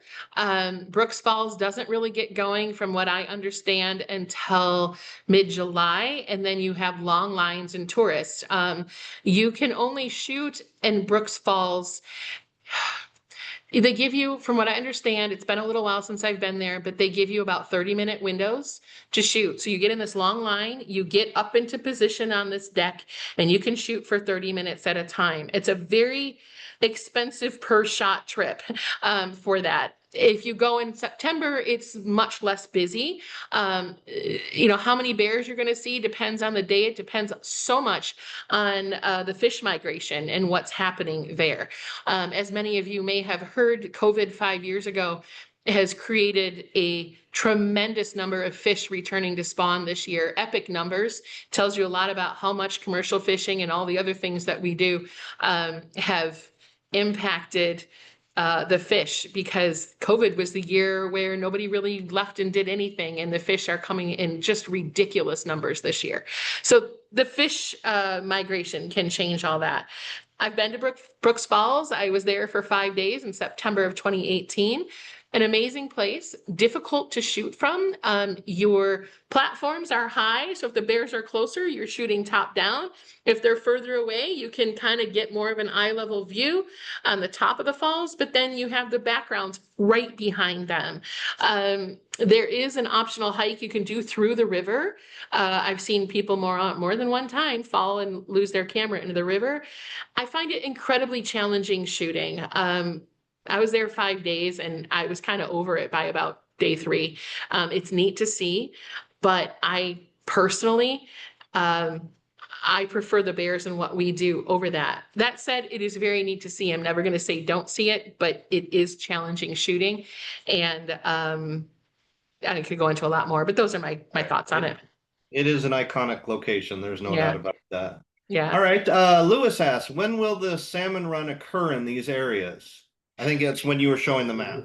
Yeah, so the salmon run depends on each area and what time of year the salmon will run, how long it takes them to get there. So I time my bear tours around the salmon runs based on the location and where there's food. So bears will migrate for food. So in the early part of the year, in our June trips, especially the second and third week of June, we tend to go to locations where they're feeding on clams and sedges because that's the main food source. The salmon aren't in yet in those locations. By late June, all the way through July and into August, some kind of salmon are starting to come to those locations, whether it's sockeye or kings or silvers or whatnot. It depends on the fish and the time of year. Then they move into some of these other locations. Some of the locations, one of them we go to, it isn't even thawed out until mid-July. So all of that plays into my decisions about where we go to optimize our bear photography. But if you're looking to time, I don't know if this is your question, but time a fishing trip with your, a salmon fishing trip with your tour, maybe you're going to extend it by a few days. I would recommend probably there's a salmon run in June, mid to late June. I would recommend staying on towards the end of June and doing salmon then. There's also another run in August, and I would time it on the front end of the tours that we have in August. Great. Sherry's question kind of ties into this staying on thing. I know we can't stay in the lodge after the program, but if one wants to stay a couple more days, what do you recommend to do in the area and where to stay? Yes, so if you were to stay on, and I'm just making a note, by the way, before I answer that question, I'm seeing a bunch of questions come up in the chat. If you can move those over to Q&A, it's easier for us to see them. Yes, I'm just going down the Q&A now. I'm not looking at the chat anymore. Yeah. Thank you, Lisa. No problem. So your question was basically, what else is there to do if we were to extend our trip, right? Exactly. All right. So I send a list of things that you could potentially do in the Anchorage area. So rent a car for a few days, get an Airbnb or a hotel, stay there. Some options to do, especially in June, bird photography, things like that. As it moves into August, the birds are not so popular. I mean, there's some, but a lot of the key birds that you would see have already left. So if you're staying on for birding, I would look at all those options that I've sent and then base the trip around that.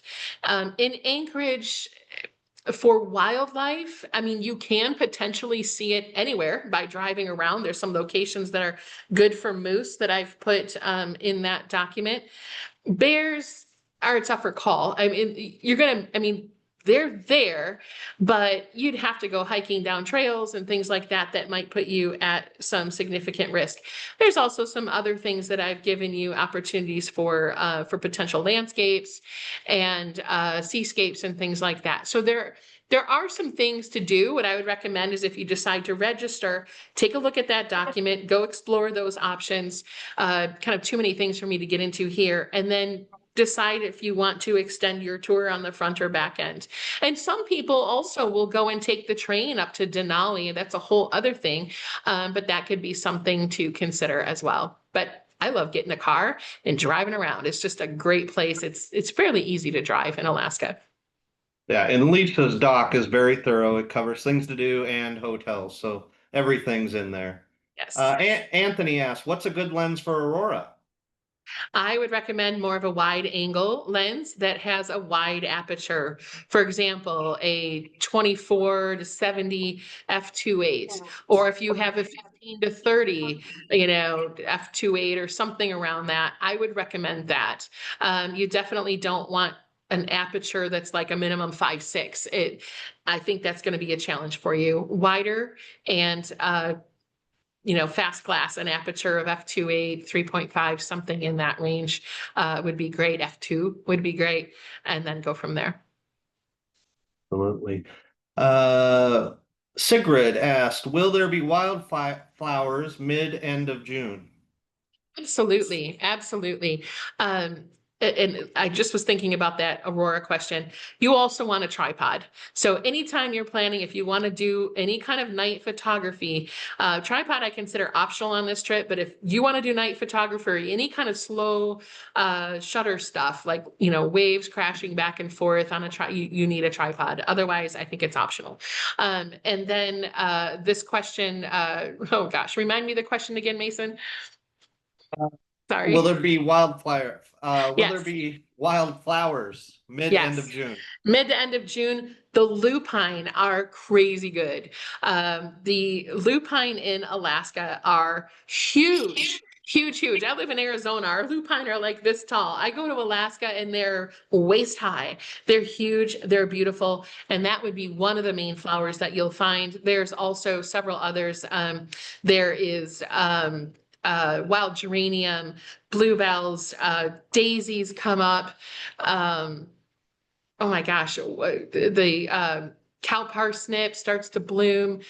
Um, oh, there's so many I different things. know, I know we're running out of time, so Yeah, the short yeah, answer is yes, yeah, there are yes, lots of wildflowers. yes. No fireweed much at that time yet. That comes in July. Fireweed isn't usually out in June. All right. Will the puffins in mating colors mid-end of June? Absolutely, yes.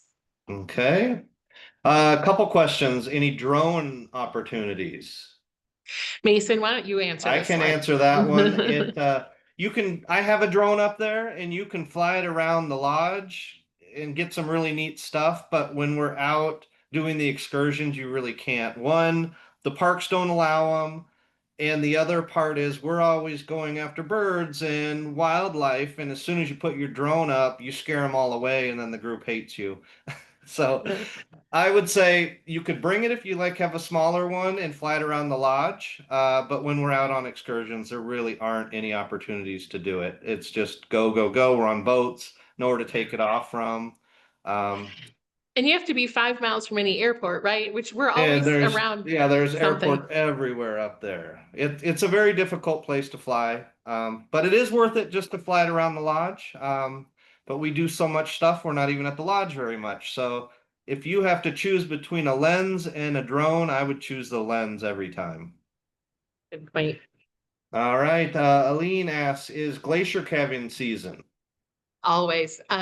Anytime in the summer, we have the potential to see calving. In fact, I actually got it on slow motion video this year, which was a goal of mine for many years. Finally got some. But yeah, you never know when, but yes, there's always a chance. All right. Rob asked, what is the weather typically like? I know you covered this, but Yeah, I think I covered it. I would say plan for anything. Plan for rain, plan for sun, I've had it 100 degrees some days. I've had it and then never gets out of the 50s some days. It really just depends. But in your document that I'll send, I kind of tell you what the weather is for that time of year. But if you plan on bringing layers and waterproof outerwear from shoes to pants to, your coat and, a hood or a hat, you'll be fine if you can put layers on underneath that. And by the way, we have laundry facilities at the lodge too. So if you needed to wash something throughout the week, you can do that. yeah, everybody has a washer and dryer in their cabin, which is very nice. Stephanie asked this question. You already talked about it. Maybe we could say specifically, what's flower season? Yeah, anything where it's above freezing, something's gonna bloom. It happens fast in the Arctic. So the flowers come out in the spring with lupine, with uh oh my gosh, I'm drawing a blank on the name at the moment. There's the wild geranium. There's also dwarf fireweed. There's a variety of things depending on where we are. The most common ones that I will see in abundance are going to be lupine, daisies, the wild geraniums. Oh, I forgot one. The chocolate lilies are also out in June. There's a ton of stuff. And then it just, like wildflowers anywhere else, they ebb and flow. So as one thing dies out, another things come in. You get into July, August, then you're getting into the fireweed, and that's stunning and takes over. So there's always something. And then you get into September, and there are fewer flowers, but then you get these beautiful colored foliages and the wild mushrooms to photograph. You know, those red ones with the white dots, those are everywhere. There's just so many cool things. It's just about finding the things at that time. Alaska offers a lot throughout the summer seasons. Yeah, if you're into flowers, you can see Lisa is too, so you'll get plenty of opportunities. Another weather question. Weather-wise, is there a better time, August versus September? That's from Gwen. Okay. It's hard to say, and it's especially hard to say this year because climate is changing. Things are not the same. So for me, June used to be the year where it was almost always sunny. I could do tours and have sunny skies all week long. That is changing now, and frankly, for the better, because I love a little bit more overcast, and even some of those moody, drizzly days are okay. You don't want a whole week of it, but I would take that over sun any day. But it just varies. June tends to be a little drier than August, but again, that isn't a rule I can follow anymore because I've seen so much change. In fact, I've seen so much change that I no longer am doing tours the first week of June, which is for me something I have not. I've always done tours the first week of June, actually, even in the end of May into June. And things are changing. Migration is happening a little bit later. I moved my tours out. We don't start until June 7th. That's how much it's changing. So I feel like you should just come prepared. And then, my favorite saying is shoot what Mother Nature gives you. And we do. Absolutely. Lena asks, what's the insect situation? Flies, ticks, mosquitoes. Alaska is not currently a place to expect ticks. We don't have ticks where we go unless some invasive species comes. I hope it doesn't, but we don't have ticks. We don't have snakes. We don't have a lot of things that we have in other parts of the country. So as far as bugs go, yes, there's mosquitoes. However, thankfully, there are very few in most of the places that we go. I do have bug spray. I have non-DEET and DEET options. I have one that I really like called Natural Pell, but they don't always work for everybody, so we have a variety. I don't really think you need a mist net or anything like that. The bugs are pretty tame where we go. We're often in boats in large bodies of water. We are not tromping through forests and things like that. And if we are, which I don't usually plan to, there's one place where we could go, but I have spray if you want to use it. All right. An anonymous question. Can there be accommodations for a low or preferably no salt diet? Mm, Probably. I'm not Barb, so I don't know exactly how she plans her meals, but she does it family style. So there would be things that she would make, for the group, like, a soup or fish for dinner, or 100 other things. It doesn't have to be fish. So I don't know that she could limit so much what you get as far as salt goes, but she provides enough variety of things that you could probably work around it. And in some cases, she does accommodate on one-off kinds of situations where it's possible. She's not a person to make burgers, but I'm using that as an example, or like a grilled chicken breast. You could probably do that instead of the soup in some circumstances. I'd have you have a conversation with her. And then certainly if there's something that is saltier that you want to avoid, there's usually plenty of other things that you could choose. But yeah, I would have a conversation with her to see what might work. So if you do choose to go, I'm sure there's a way we can accommodate it. I just don't want to speak for her as to how. But yeah, we could certainly do our very best for you. Okay. Diana asked, are the cabins close to each other? Yeah. And I say close. Some of them are a 30-second walk. Some of them are maybe a 1 to 2 minute walk. They're all within eye shot of each other on the property. Yeah, I would say everything's within 250 yards. Yeah. Uh, what is the suggested amount of additional tips for Barb and assistant? You know, that's a great question. Certainly, it's always an optional thing. But I would say a common range that I see is about 150 to 250 per person for the week. Like you would give Barb 150 to 250. You would give the assistant 150 to 250. That seems to be the range that I have seen, which, I don't know what that math is per day. What's $30 a day, something like that, somewhere in that range. But again, it's completely optional. Okay, I got distracted by the next question. Deb Breen actually pointed out one section said 628 through 73 and another said 628 through 72. So I will try and find that, but it is 628 through 73. Yeah, I will look at that too. Sorry about that. But yes, it is Sunday through Friday. Every tour is Sunday through Friday, if that helps until we can get back Yes. with you on that. Yes. All right. Next one. Uh, okay. Hope this isn't a silly question, but we are planning to drive from Anchorage, stop in Seward, and then on to Kenai. Roads okay to drive at night? Yeah.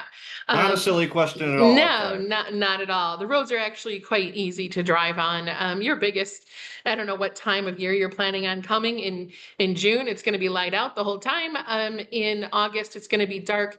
Either way, your biggest concern would be, literally biggest concern is to watch for moose, like you would anywhere else in the country, watch for deer or anything like that. But roads are totally fine. They're all paved, easy. And if you go down to Seward, you'll have to backtrack about an hour and a half and then take the other fork down to Kenai. So there's a road that comes out of Anchorage and then it splits off and you either go to Seward or you go to Kenai. And there's a split there. So just mentioning that if you're planning on it, you'll have to come back a little ways to head down the other side of the peninsula. And they did just widen the road to Seward, so that's a very easy drive now.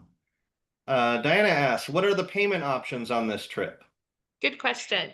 So we have an initial deposit of 2,500, and then after that you'll have I think it's 4 installments if I'm remembering correctly. And I don't have that information right in front of me, but approximately every 2 to 3 months you'll be making a payment. I think it's every 2 months, and that is divided out until approximately March when your last payment is due. Kind of relating to that, I highly recommend to everybody to get travel insurance or find a credit card. Like I know one of my clients uses Chase Sapphire, and that one offers a travel insurance automatically.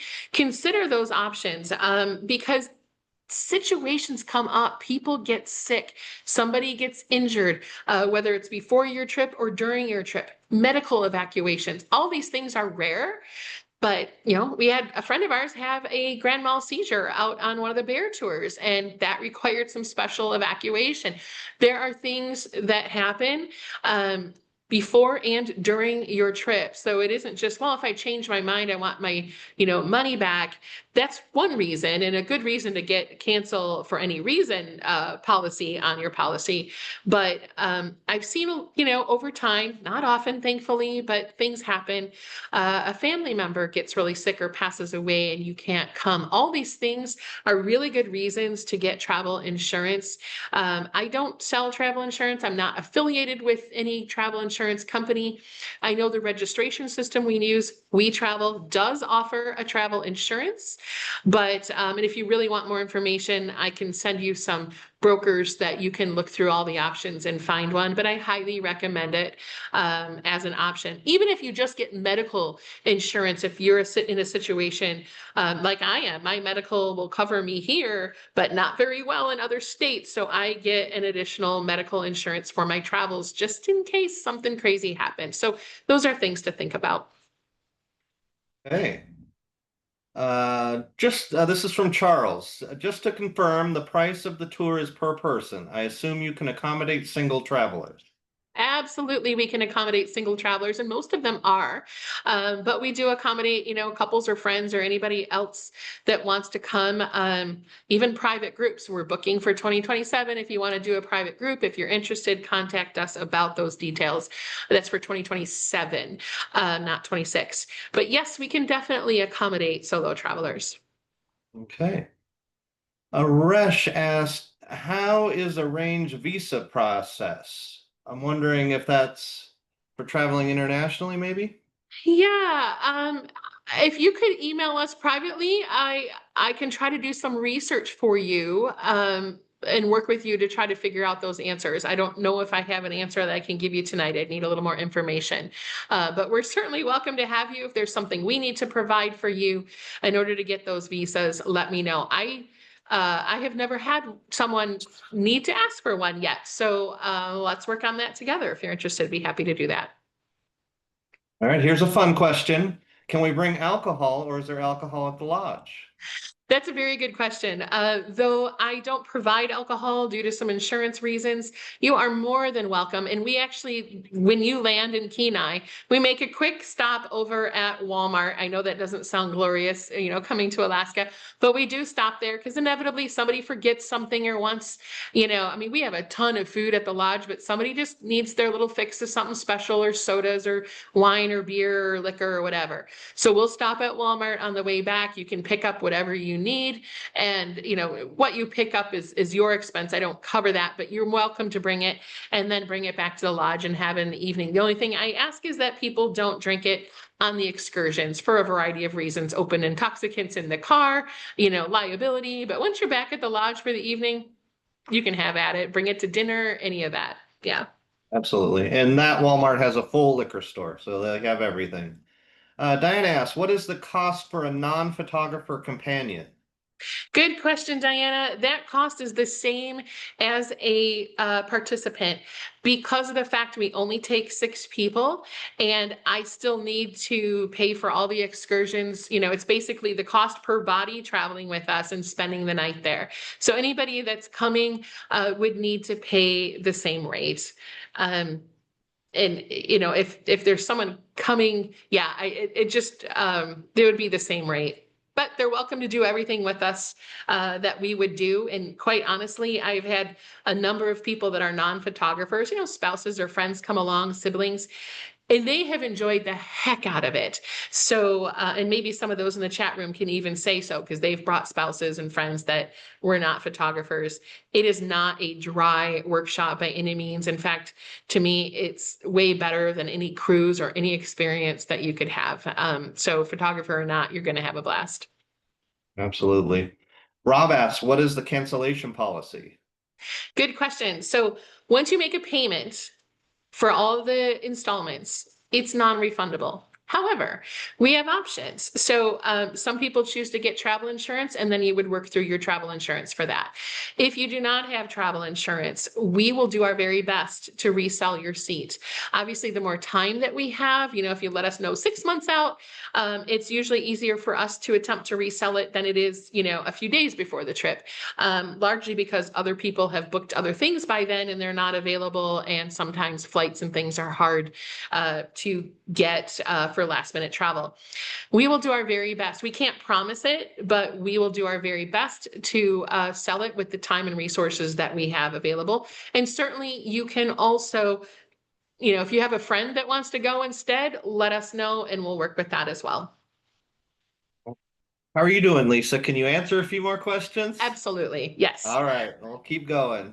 Debbie asks, will the tours allow time to go to national park visitor centers? Good question. It's funny, the Lake Clark Visitor Center consists of, sometimes we see a national park representative who will give you a little piece of paper with a stamp on it that says you were here. We were actually talking next year about trying to get some official stamps to give to you to verify you were in these parks, because they're so remote. You just don't usually see park rangers. Extremely rare. In all the years, I've seen one Kenai Fjords boat in all of our tours of the Kenai Fjord / Seward, Resurrection Bay, Gulf of Alaska tour. One time, and they didn't even stop us.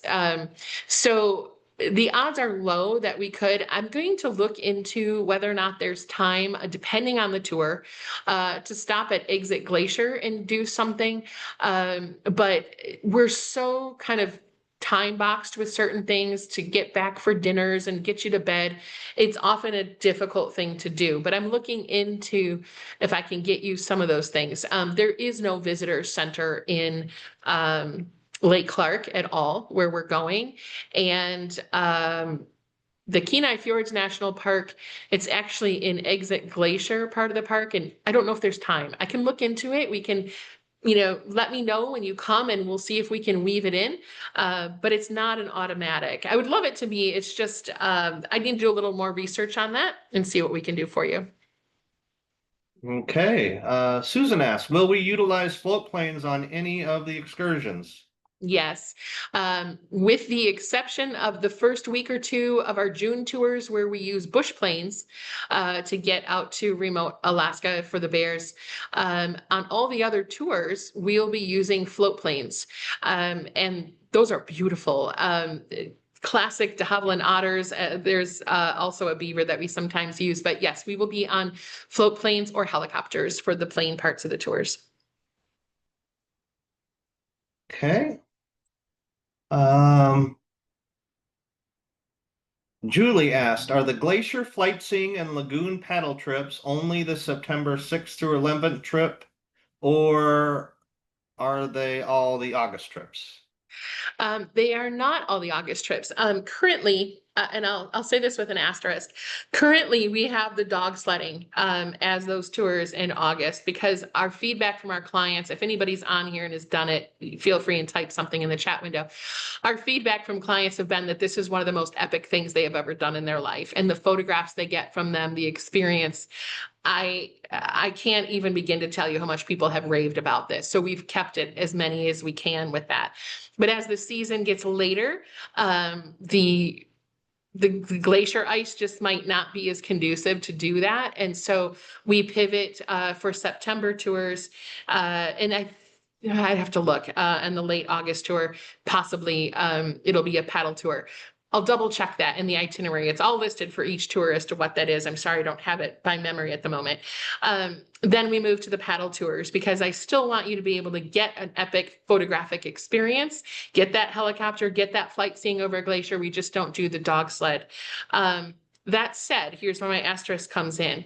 Sometimes, because the glacier is high, the glacier we do the dog sledding on is at an elevation, I want to say it's like 3,000 feet or something. If flight conditions are such that the weather prevents us from going up there. You know, it's too cloudy or rainy or whatever. Then we sometimes can pivot, and it may be a possibility that we could pivot and do the glacier lagoon and the paddle. That is situational. I'd have to talk with, you know, the people at that time and see what our options are.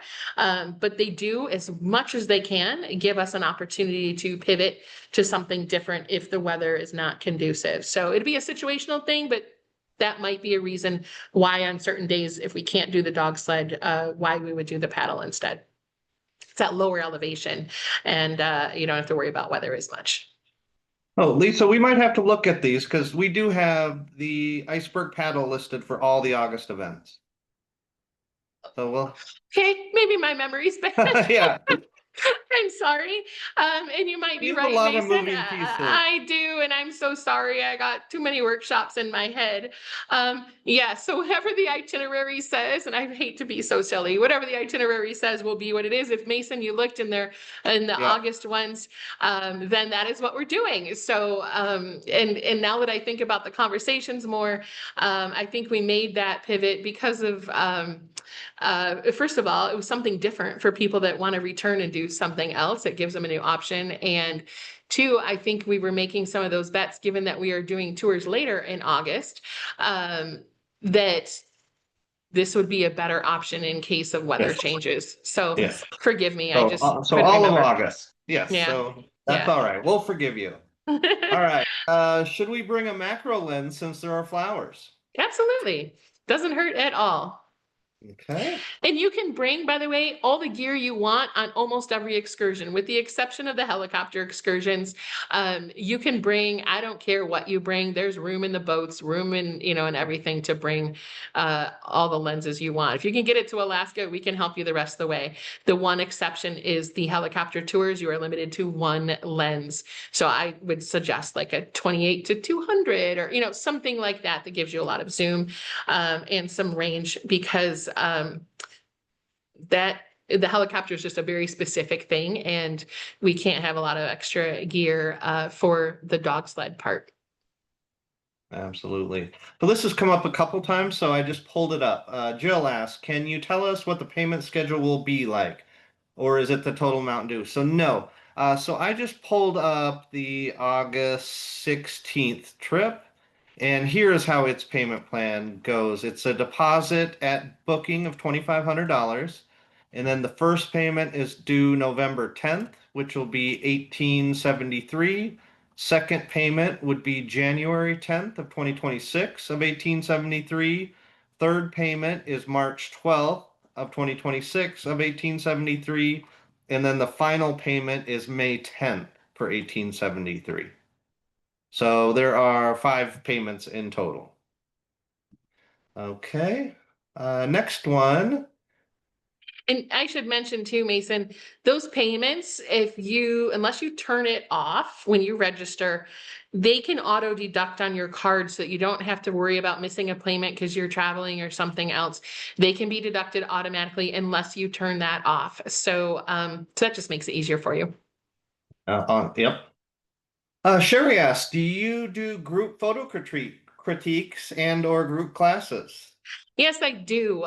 So we do currently, and we may even have some new things coming out by next year, but we do, first of all, in Alaska, while we're at the lodge, we will pick a night and we will do some, you know, brief but image review. So everybody turns in a couple pictures, and, you know, we first look and ooh and ah, and then, you know, if people want suggestions, it's by request. I don't just start, you know, yammering about, you know, editing or whatever, but I will do that upon request, certainly. And then we also do, after the workshops are done, a group, like a follow-up webinar. And then you can submit, like this year, I did all of my June groups, and then I'll do another one for all of the August, September groups. But we did a group webinar. Everybody turned in 5 images, and we had like a slideshow, and we just saw what everybody photographed.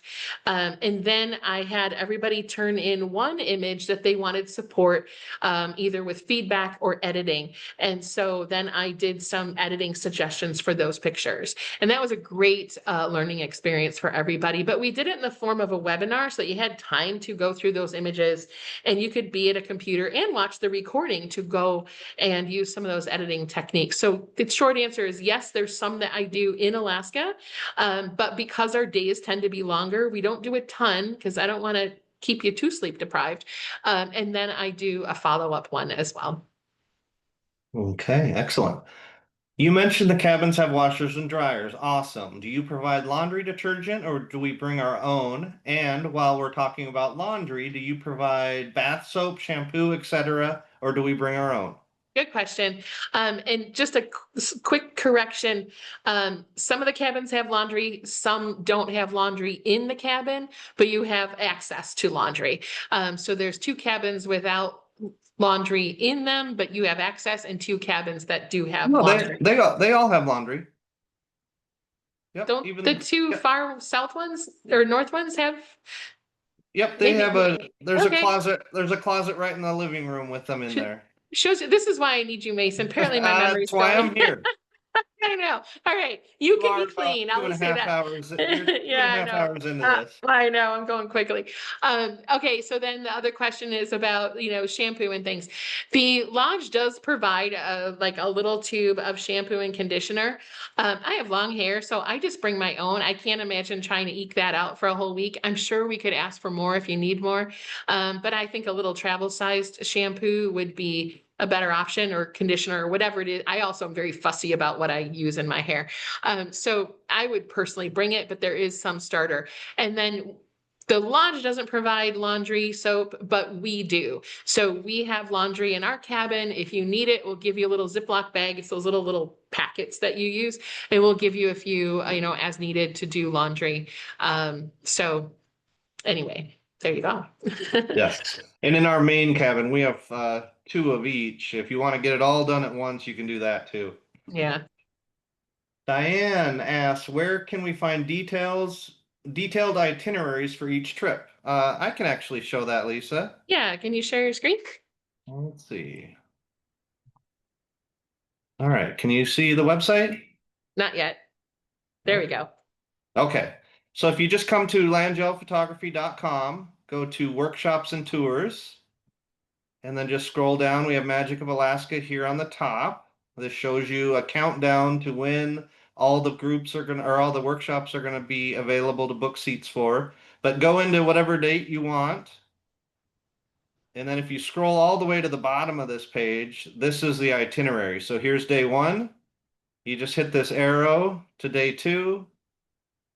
Hit it again for day 3, day 4. It's got every day in here with a very detailed description of what you'll be doing. All right. This is the last question, unless somebody puts something in. Do you need to bring a computer with you to download images, or is that whatever we prefer? Fantastic question. It is whatever you prefer, with an asterisk. We take a lot of pictures on this tour. I have had people take thousands per day, just depending on what they're interested in and what's happening. You can't go get them later, so you might as well shoot them now. So some people will bring an abundance of memory cards and not do any downloading until they get home to their proper computer. Other people will bring cards, but then their computers so they can download and edit, or just download and back up. I bring my computer up there and download and back up every couple days or so. I have enough memory cards to get me through a couple days. I realize some memory cards are cheaper for people, and others, like me with Sony, they're like $300 or $400 a piece. So I realize that factors into your budget. Ideally, I would love for you to have a way to back them up in case you lost a card or, something like that. But it's not required that you bring a computer. I'm not going to force anybody to edit or turn anything in. It's more about your personal needs and how many cards you need. And how many cards you need is a hard question for me to ask or answer. But if you're doing birds in flight, you tend to shoot a lot. If you're doing the bears and they're plowing through the water, you tend to go, if you are shooting and your camera shoots at 10 frames a second, and maybe you have another body that shoots at 30 frames a second. That's going to factor into it too. And how many megapixels, and how many pictures you can take on a card, and whether you shoot in RAW or compressed RAW or whatever, all that plays into it. So I can't say bring 5 cards, but bring plenty of cards. You don't want to go on this kind of a trip and then not have enough cards. Just bring more than you think, honestly. Unless you're just a very, very conservative shooter, I would hate for you to run out of card and we're in the middle of bear country and you're stuck because you only had 2 cards and they're gone. Or you brought 2, but one of them got corrupted and now you're stuck with 1. Like, I just bring, I think if you have, I shoot at 160 gig cards, and I at minimum bring 4 a day. Doesn't mean I'll use all 4, but I at minimum will bring 4 a day, and I bring 2 bodies. Doesn't mean you have to, but it's so nice to switch lenses by just grabbing the other body than it is taking things off and putting things on. I realize it's a luxury, but for me and for what I do, that works great. And if I dropped one or broke it or whatever, I have a backup. And I have had people that get there and things happen with their camera and they can't get it to work and we can't get it to work. You don't want to be without a body. So even if you borrow, rent, whatever, a second body, and you have your cell phone, which is nice, but I realize it has limits too. Consider that in your decisions. But all of that will be listed in your packet that you get when you register. All right, we had a couple more come in. You're not done yet. I love that people are still staying on. That's amazing. Yes, yes. We still have a lot, over 70 people still on. So, Wow. You mentioned you have Wi-Fi. Is it decent to use for emailing? What about cell reception? Yeah. If you make at the lodge, if you certainly if you need to email, whatever, all of that's fine, not a problem. If It's you need Starlink. Yeah, it's Starlink. And if you need to make calls, you would also make them over the Wi-Fi. I have Verizon, and Verizon at the lodge, I get 1 bar of LTE, not even GTE, LTE at the lodge. But the Wi-Fi works great. So you just make calls over Wi-Fi, turn that on your phone if you haven't already. Many other places that we go in Alaska, you're going to have fine cell service. Like all the main roads, many of the main places that we go to have Wi-Fi, or have not Wi-Fi, but good data. When we go out for excursions, that's where it gets a little tricky. There won't be Wi-Fi or cell service at, the Bears, or when we're out at sea with the, in the boat, or some of those kind of places. So while you're on an excursion, it's a question mark. Some places do. Homer does for the most part. Kachemak Bay. But most of the other places don't, or don't for portions. But I've never found anybody to have an issue with that. All right. Debbie asked, are helicopter flights doors off? No, it would be cold. Yeah. They are not doors off, but they are very clean windows. And And the pictures, they're brand new helicopters too. They're very nice. yeah. How long are the August bear trips? It's a great question. So we typically go, the one in early June is going to be a little on the longer side because we just can do it that way. And so I can get a little extra time. The ones in late June through September, we're at about 6 hours. But I have to be completely honest. After 6 hours of staring at bears and you're doing this and holding your camera, you're exhausted. So any longer, really, I find that people are done by that 6 hours. And so, so we just don't do longer than that. But we have 2 bear tours in the fall, in the late summer, with August and September tours, because the bears are so plentiful. We don't look for birds as much then. We really focus on bears in 1 to 2 different locations, depending on the weather and what's going on. So I like to give you as much variety as I can. We go in 2 different locations, unless weather prevents us to getting from those locations, then we might only do 1. But you will get a lot of bears in the August and September tours. I have no doubt. It's Yeah, kind of my favorite story to tell is I was in a boat with our friend Len, and I noticed towards the end of the trip he wasn't shooting anything anymore. And I asked him, "What, Len? Why aren't you shooting?" He goes, "Well, I've got so many pictures. I'm only gonna shoot if I can get a bear and an eagle in the shot from now on." And he got a bunch of those shots too. Yeah, and he also teased me one day, on the bear tours, typically I will go on one and my assistant will go on one to keep the cost down for you a little bit. You don't need two instructors for the bears. We're all together. It's very, and by the time we get to bears, you know so much. So one instructor is plenty. On the other things, we both go. But anyway, I didn't go one day, and I was texting my other instructor when he was on the way back, and I was like, "How did it go? Did you see bears? And how did it go?" And he goes, "No bears." And I'm like, "Oh my God. Like, how could there be no bears? Like, there's plenty of bears." He's like, "No bears." And then he gets back and he shows me a picture, 13 bears in one frame with a zoom lens. I'm like, okay, he was teasing me. He had my heart in my throat for a minute there because I couldn't figure it out. But anyway, like I said, in 14 years of doing this, I've only had one tour where we've never gotten bears. And again, they just weren't in the area. We flew over and saw them, but by the time we landed, they had moved on. You're going to get bears. The proximity is a question. I don't know if they're close or far or in between, but you will see them. All right, Laurel just asked for clarification on tripods on the boats. I have tremors, so use a tripod for stability. Is it possible to use a tripod on boat? I would use it in a closed position, not a spread out position. So use it more like a monopod or just bring a monopod. And that is like on the bears when we're in boats, a lot of times the outboard motor is running or it's off. It just depends on the situation. And so it doesn't necessarily mean we're moving, but it may still be on for part of the time if we anticipate needing to move to follow the bear or whatever. So those vibrations can be picked up by your tripod.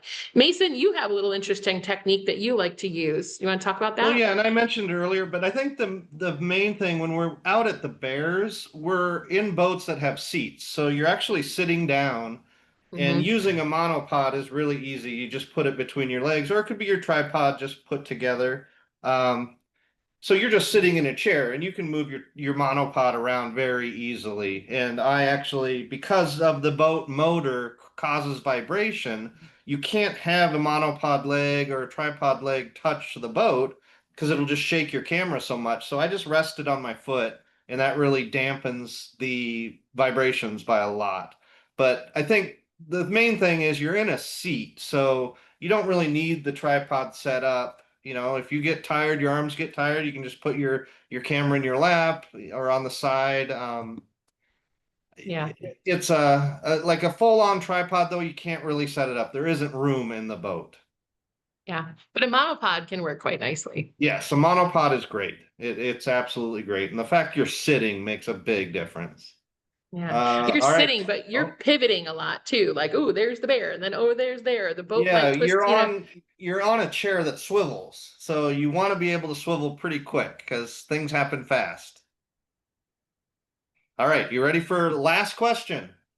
This Mhm. one's from Darcy. What is your favorite animal in Alaska? Oh man, Darcy. Mine's the big bird. Big bird, yes.